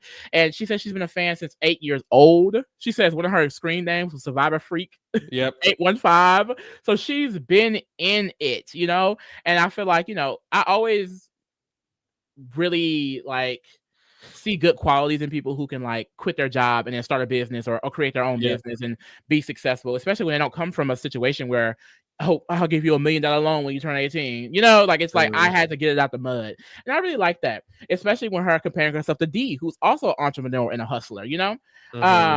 She also said something hilarious. And I think this would have me sold about her because she said that she be having sex dreams about Boston Rock. Real queen. Said, girl, real. It's no shade. Hey, honey. She mentioned that her superpower would be positive, having a level head, and I got that. I see that. Positive. I got someone that is not going to maybe piss people off. Like I feel like I can see how they would dislike her, but I can also see if she talks to them and she is as persuasive as she claims to be, it could be good for her. Bianca Roses is such a first boot name. Why are you calling her Bianca? Oh, I'm sorry. Yeah, we covered some of Australia. Look, it's a Bianca. Yeah, no, it is a first. But she says that she can make people feel comfortable, but she is really impatient. And she feels like she could be a natural born leader, so she has to make sure she doesn't allow that to take over her game. But she also said overall she came to play. She wants to do everything. So I'm assuming beware advantages, journeys, all of it. So and that scares me, especially with her archetype, because I feel like she isn't seen as someone in the game that can play that and be as successful, which I think most women, they kind of get pigeonholed into that. But specifically Bianca, I'm like, is that gonna come over well? I don't know. Yeah. Child. We'll see. I'm not really call this girl Bianca all season. Because actually it's coming out very naturally. As it is, no, it's starting to flow well. Australia, like all right, who you got next, King? We only got 6 more people. No shade. Oh my god, that's the thing. I like so many people so much that when I'm done, I'm like, oh, that wasn't my person. I actually have thoughts about them. Like, this is a really good cast. This is a good cast. I like this cast. I feel like, honestly, if I'm being honest, of course I was excited for the season that Aisha was going to be on. That was last season. That's D season too, right? Or whose season was that? That was last season. That was just last season. Yeah. Girl, no, but last season was good. Last season was good. Like when I look back at it, that was a good season with the Genevieve. I don't remember being that gagged over the cast. I'm trying to think of like what cast was like, ooh. And I think really 41, because I was so gagged to see diversity. Like 41, 42. I don't recall being 42, this excited about a cast. 42, yeah, 42 for sure. Yeah, I think 43, 44. I can't even remember who was on each one of those, but I know I did not care for that overall cast. Jesse and Carla. 44 was Jam and Carolyn. I didn't care. I only liked a few people from each of those casts, even preseason. So this is the first time in a while I'm like, ooh, I'm really interested in these people. Yeah. All right, who you got, King? My next pick is going to be and this is because the picks left. Not you gotta give it a because honestly warning. It feels random, but considering who's left, I'm gonna go with Justin. Okay, that was my next one of the people left. Oh, we see each other, mama. We good. So Justin, he gives one of those loyal and honest players. Like downside would be, what's that man name? Metallica? Ben. Downside would be Ben. And honestly, I don't know what the upside would be, only because his archetype, I feel like who I perceive him as isn't someone that does well in this game ever. Like there is no upside for his archetype. However, Fabio, who he mentioned, that's what I was going to get into, but I don't think he fits those archetypes. That's who I perceive him to be. He mentions that he can relate to someone like Tyson. Mind you, he only mentioned people with long hair, so he can relate to him, or they just have long hair. Yeah. But he says that he can relate to Tyson because he feels like he's a unique mixture of wit, humor, and strength. He would like to emulate his success. He also says he loves Fabio, which I do not like that opinion. I watched Nicaragua. That was one of my favorite seasons of Survivor when I first started getting into Survivor. I thought it was so good. It was so dynamic. Brenda, Nyanka, my mother, the Purple Kelly edit came from that fucking season. Yes. Fabio, now, love looking at the body. From what I remember, now I could be wrong. I watched it as a kid. He mainly won because he was winning a bunch of immunities. And I'm not someone who respects people who can just win challenges. I'm never going to care about someone that can win 15 immunities. It's not going to gag me. 15 HOHs, I don't care. 15 POVs, you can have it. You found 19 immunity items, I don't care. Like, unless you use them in a way that was giving Parvati Russell, you know?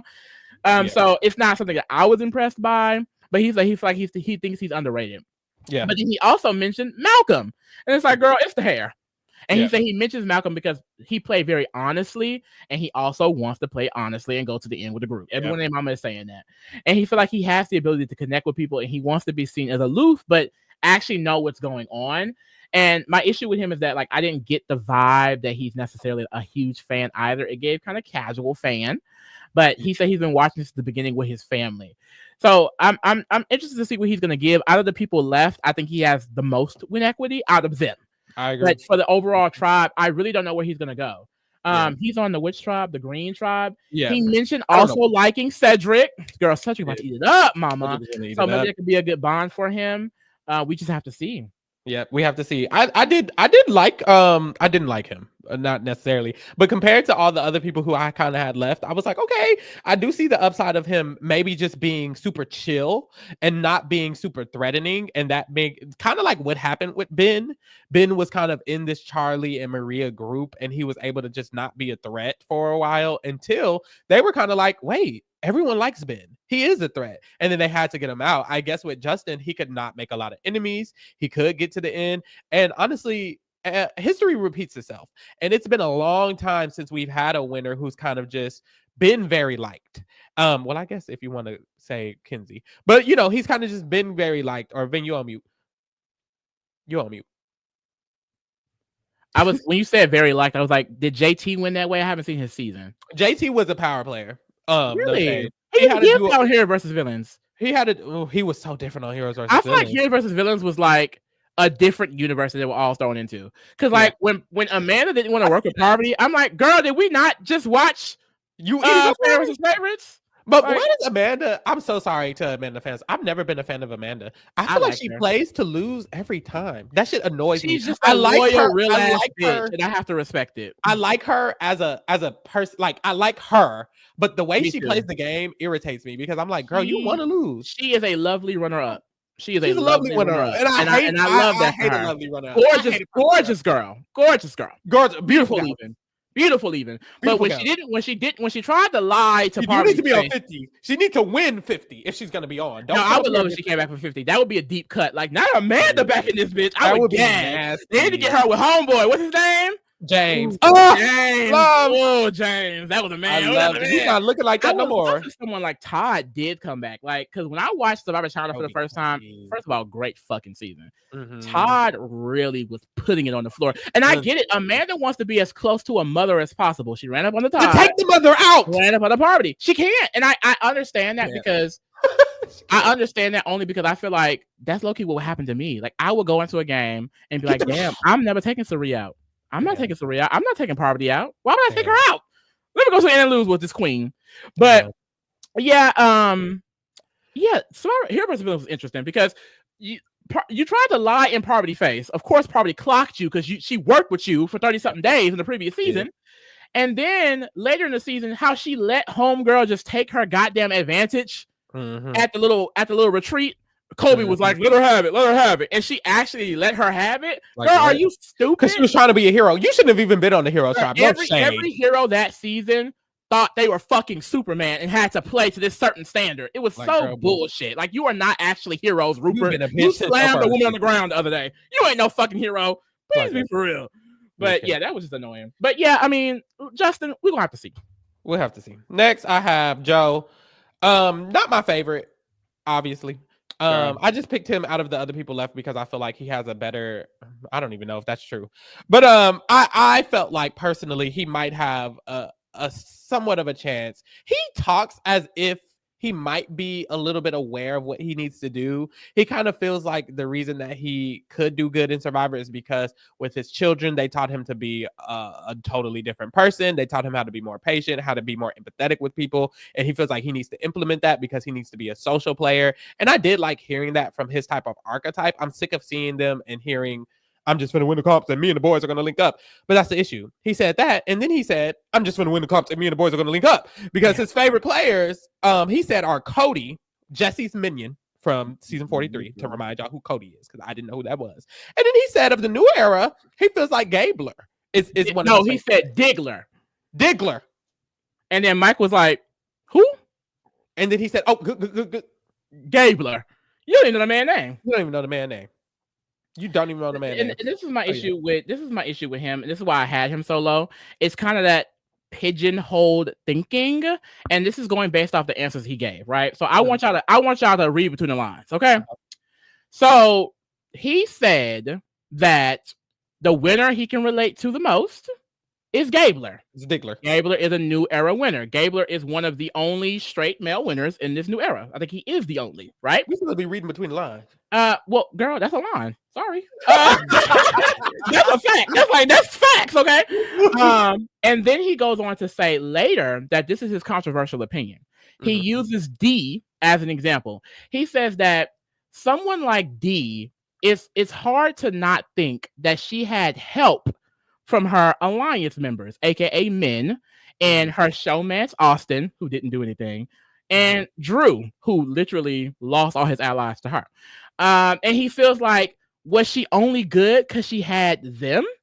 And I'm like, well, isn't that every fucking player? But then he also says versus someone like Boston Rob, who he feels like his gameplay can transcend seasons. You mean the Boston Rob that got pre-jury more times than not?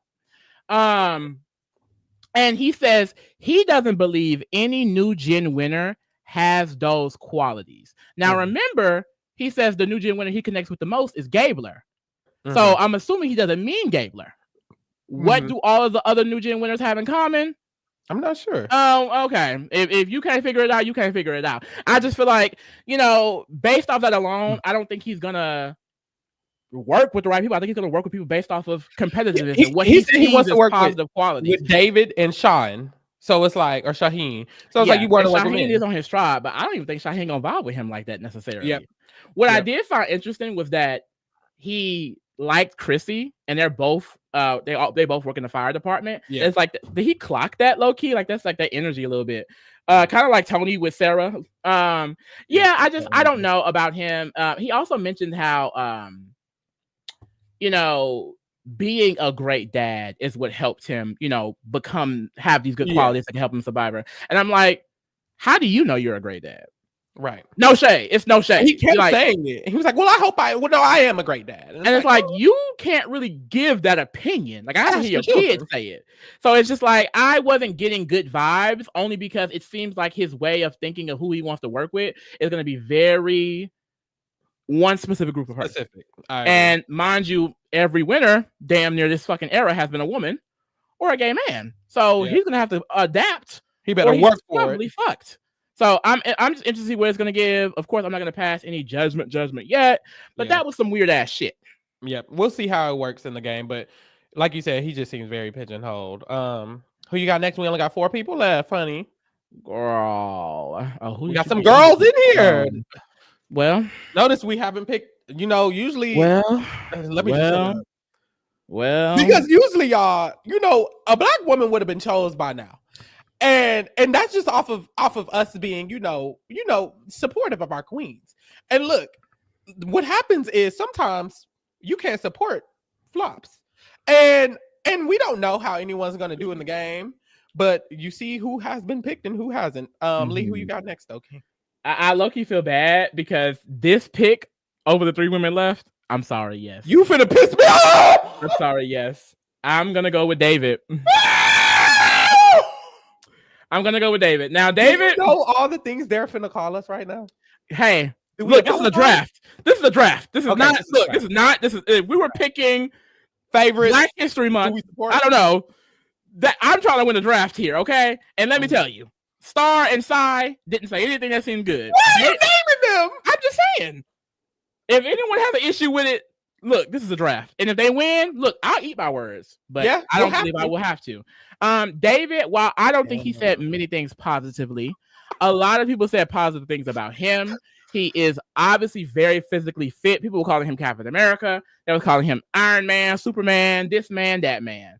And they felt like he is going to be someone that they can really vibe with and be an asset to their team. Like multiple people said that. The thing about him is that he's a terrible, no, he ain't gonna say he's a terrible person. He is very arrogant. He's very arrogant.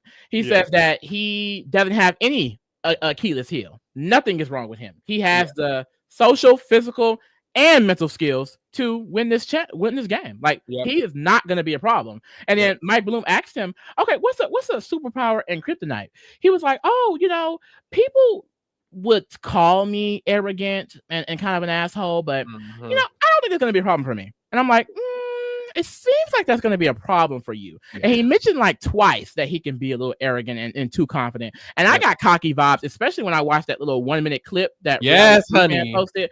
I was like, oh, he's about to go in here and piss everybody off. Now, it depends on how vocal he is about being like this. He seems like he would be very vocal. I'm not going to lie. Yeah. But if he can not be as vocal, I think people are going to use him for the benefit he provides. Is he going to win? No. I don't think so, but neither is any of the last few people I have. So at least from my opinion. So it's like, I mean, I had to go with somebody, and I think he could go further than the people left. Yeah, and I do agree with that. I had him down there alongside Eva. He was last until I got to Eva's video, and then she was last. I just don't see winner from either of them. He didn't even know who Jeff Probst was. He had to ask his handler. What was the name of the person who. And it's like, why would you even? Why would you? And I get it. Some people say they don't want super fans, and I definitely get that with Survivor because I saw someone say Survivor Australia. They keep a good balance of recruits and fans, and I feel like that is what kind of makes it really dynamic.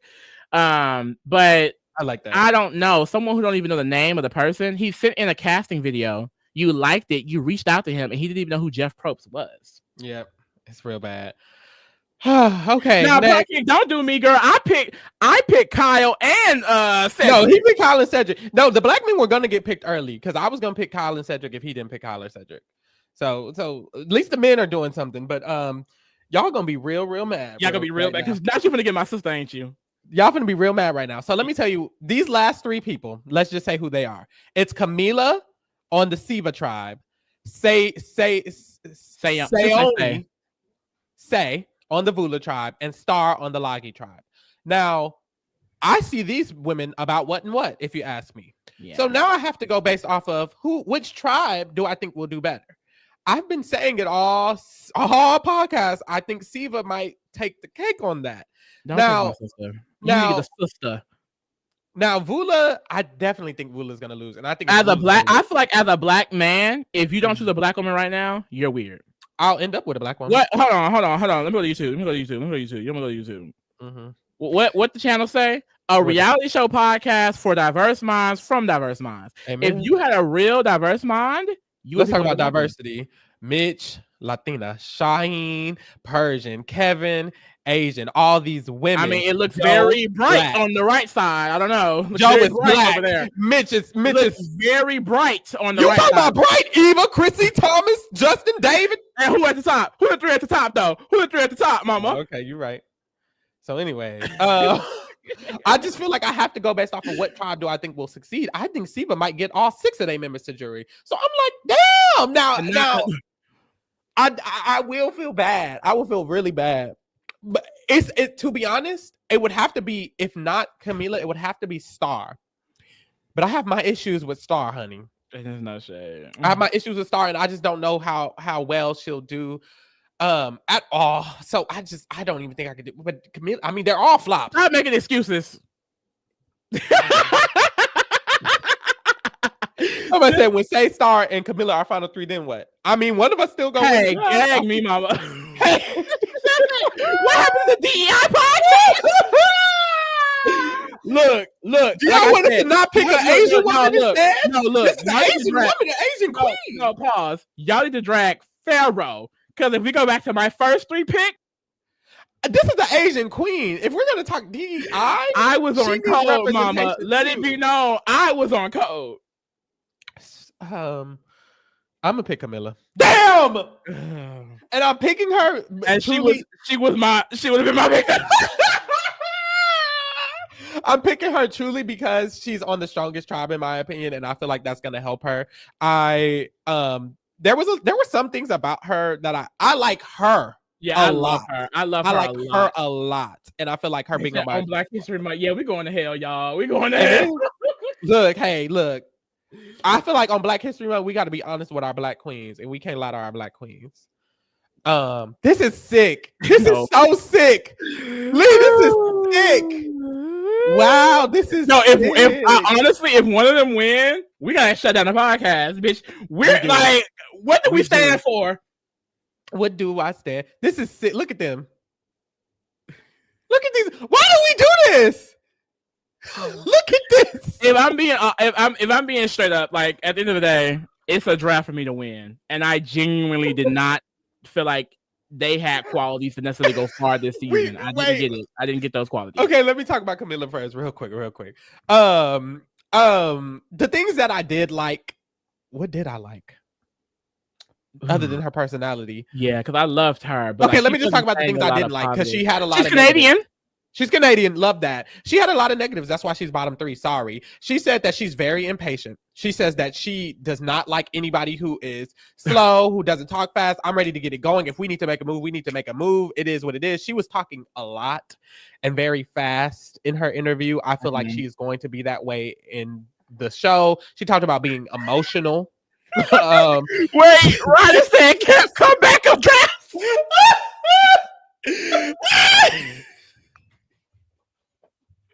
Y'all not for the clock. Oh my God! Show the picture of Bailey.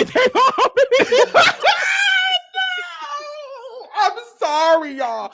But yes, Camilla just wasn't giving it. It just has to be a bottom for me. She did like Charity, but Charity didn't say she liked her. I don't think she's going to do necessarily good in her tribe. She's probably going to flop. She said she's not good at comps or challenges. She's not logical. She's very emotional, very impatient, and not a strong swimmer.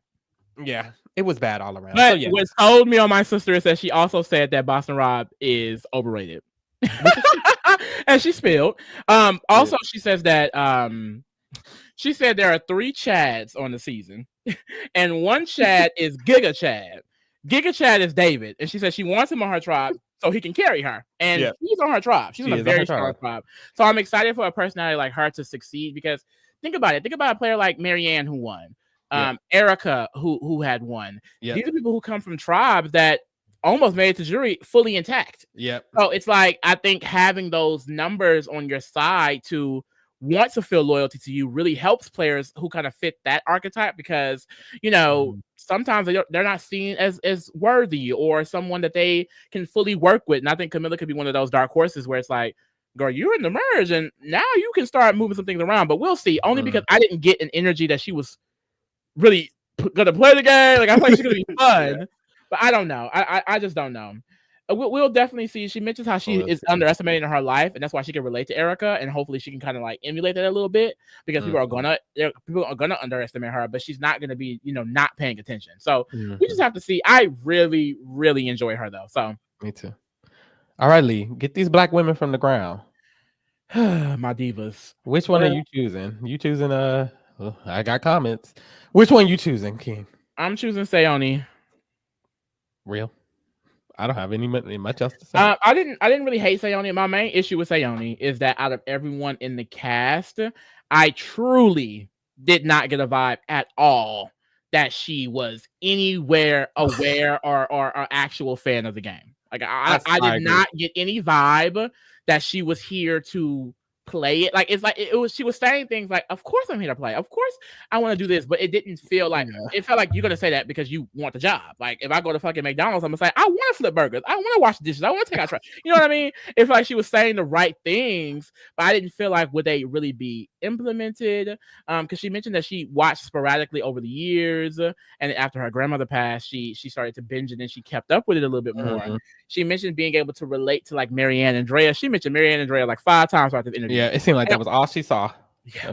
And what I love about her is that she loves representation. Of course, we do as well. It doesn't look like it by this draft, but well, Pharaoh's side don't look like it. What do you mean? All I'm saying is the 2 darkest people is last on your list. It's not just about black. Okay.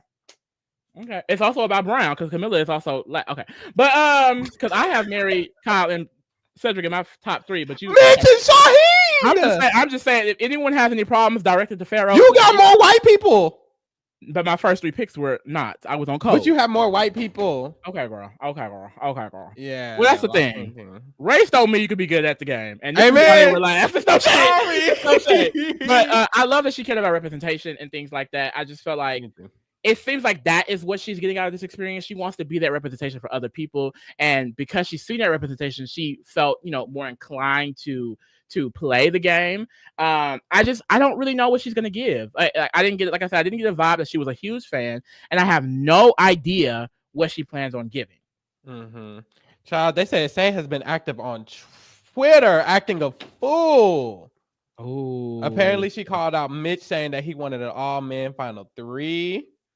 Child, what? What's going on? Girl, don't they got an NDA and contracts? Girl, don't get your back. Girl. But child. But also, like, for example, an example she gave, which I love this answer, it's not applicable, because she said that her resilience as a Black woman living in this country, like, you have to be resilient, you have to overcome many trials and tribulations. And it's like, while that is true, it's like a lot of people say things like that, and it's like it doesn't necessarily translate because it's an entirely different environment. And I just didn't get like a cutthroat vibe from her. I got like fun, likable. I don't know when she'll be able to really turn it on. And then, like, when we got into some of the questions of like who you like and dislike, it gave a little shady. Because that's what she also says, that she get along better with men. And it's like, girl, anybody who say that, I saw it. And then she did say that, and she complained about Mitch wanting the all-man final 3. You won the all-man final 2. Hey, I don't know how she complained about Mitch winning the all-man final 3 when she literally said she worked better with men. So maybe she's upset that she wasn't included in it. I don't know. And then she also said that she doesn't get along with attention seekers. She said, just got here, the Blacks at the bottom. You gotta rewind. I'm sorry. Child. But she says that she there was this one girl. She said she doesn't like attention seekers. And then she said this one girl with her hair slick back and it's black hair. I'm assuming that's Christy. She said that she was doing like some yawning that was like really, really extra. She's like, that was attention seeking. And she also said a blonde that was artsy. Well, I'm assuming it's Stephanie. She was doing this thing with her paintbrush, and she saw that as she's looking for a round of applause, like she's seeking attention, and she just wants that, like, we see you, girl. And I'm just like, it gave me Eva vibes, where it's like, oh, you may pigeonhole yourself and not work with certain people because you're assuming that's how they are. Now she's on a tribe with Stephanie, and I think Stephanie would actually vibe with her. So I'm interested to see, because these are all first impressions, so I'm not going to hold this against any of them. And she said that too. I don't love that, like, that's kind of where your mind goes to, because that's naturally where someone's minds go to. Like when Kevin mentioned, oh, there's 3 strong people and one's going to be on each tribe. You were wrong as hell. Like, I think the impressions do give an insight on what their mind thinks first, and some of them it's like, girl, why did you go there first? Like, so I don't know, but we'll just have to see. I did feel like some of the things she said, I was vibing with some of the things she said. She seemed like she wants to go in and play the game, and I feel like she could go in and play the game. I'm just not confident in how she'll do, because she also mentioned being very, very reactive and very emotional with her decisions, and that was one of the main issues I had with her. I was like, dang, girl, you can't. And she said, yeah, I'm reactive. I'm probably going to be reactive. I'm probably going to be very emotional about everything that happens, and that just is what it is. I'm going to try not to. Like, I think she would be probably better in a Big Brother environment too. Man. Yeah, maybe. I feel like with Big Brother, it's easier to learn the game. Like, this is so fast paced, and it's even quicker now. It's only 26 days. And I just feel like, I don't think she's as prepared as she thinks she is. But hey, I could be wrong, and she could eat me the fuck up. So yeah, I agree. That's my first impression. So we're gonna see. I will say another plus side is that I feel like she is very outgoing. She seems very willing to put herself out there, and she talks about her career and how she's in marketing and how they liked her so much that they found another position for her when they were laying people off. And I feel like if that is the case, if that's true, then you probably can be likable in a situation. So if she does make it far, I think it is her. It's going to be her being likable and her being able to get people to like her. Because like you said, she doesn't like Stephanie, but I think Stephanie will like her. I don't think Stephanie will have an issue with her, honestly. And I feel like if she can actually hone in on her positive attributes, that's her plus side. But it was just a lot of negatives that I was not sure about. And it's never no shade. And then I ended up with Star. Star seemed smart. She seemed like she genuinely did become a fan of the show. She said that she recently has a wife and a newborn baby, and that was a part of the reason that she got into Survivor. She was watching it with them during all the postpartum stuff, and she got really, really into it and actually became a fan. And she did start mentioning people like Sandra.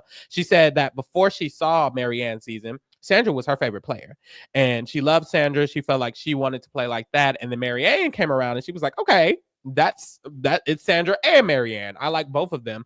And it's like, it just shows me she actually is a fan, honestly, mentioning somebody like Sandra. But other than that, there was definitely some negatives, because first of all, she can't swim. It's like, you're on Survivor. That always is going to be an issue for sure. So even if their tribe does do well, I'm like, let me pull up her tribe, because that's not even the tribe I think is going to eat it up. But it's like, if you can't do the swimming, what are you going to do? You know, I hope you can do the puzzle or something else, but that could be already a detriment to the tribe. And her energy, honestly, she's very boisterous. Her personality exudes. And I do feel like if people aren't vibing with her personality, then it's going to be an issue. Eva already said she don't like the loud black girl. So it's going to be... I did not say it like that. Right. Well, so it could be an issue. And I don't know. I do worry with that. And honestly, she reminds me of some of the things she said reminded me of how Michaela was playing in Millennials versus Gen X, because she kind of said, look, I'm just going to be myself. I say what comes to my mind, and I don't care. I'm going to say what comes to my mind, and I think that'll help me. And Michaela said the same thing, that she feels like it would help her if she says what to her mind, and people will know she's an honest player. And it's like, baby, first of all, you might not even be Michaela. Let alone, be able to succeed and win the game by going in there and just speaking what's on your mind every 5 seconds. That's not going to be beneficial at all. And it seems like people might not already be vibing with you as it is. So it just that was, her personality was scary to me. And then honestly, to just be frank, she's on the worst tribe she could be on, because not nary a nigga is on this tribe. And I think that's my main reason why I kind of felt more lower about her, because I do feel like she was one of the people on the cast that had like the least amount of relationship with Survivor, even though she binged it.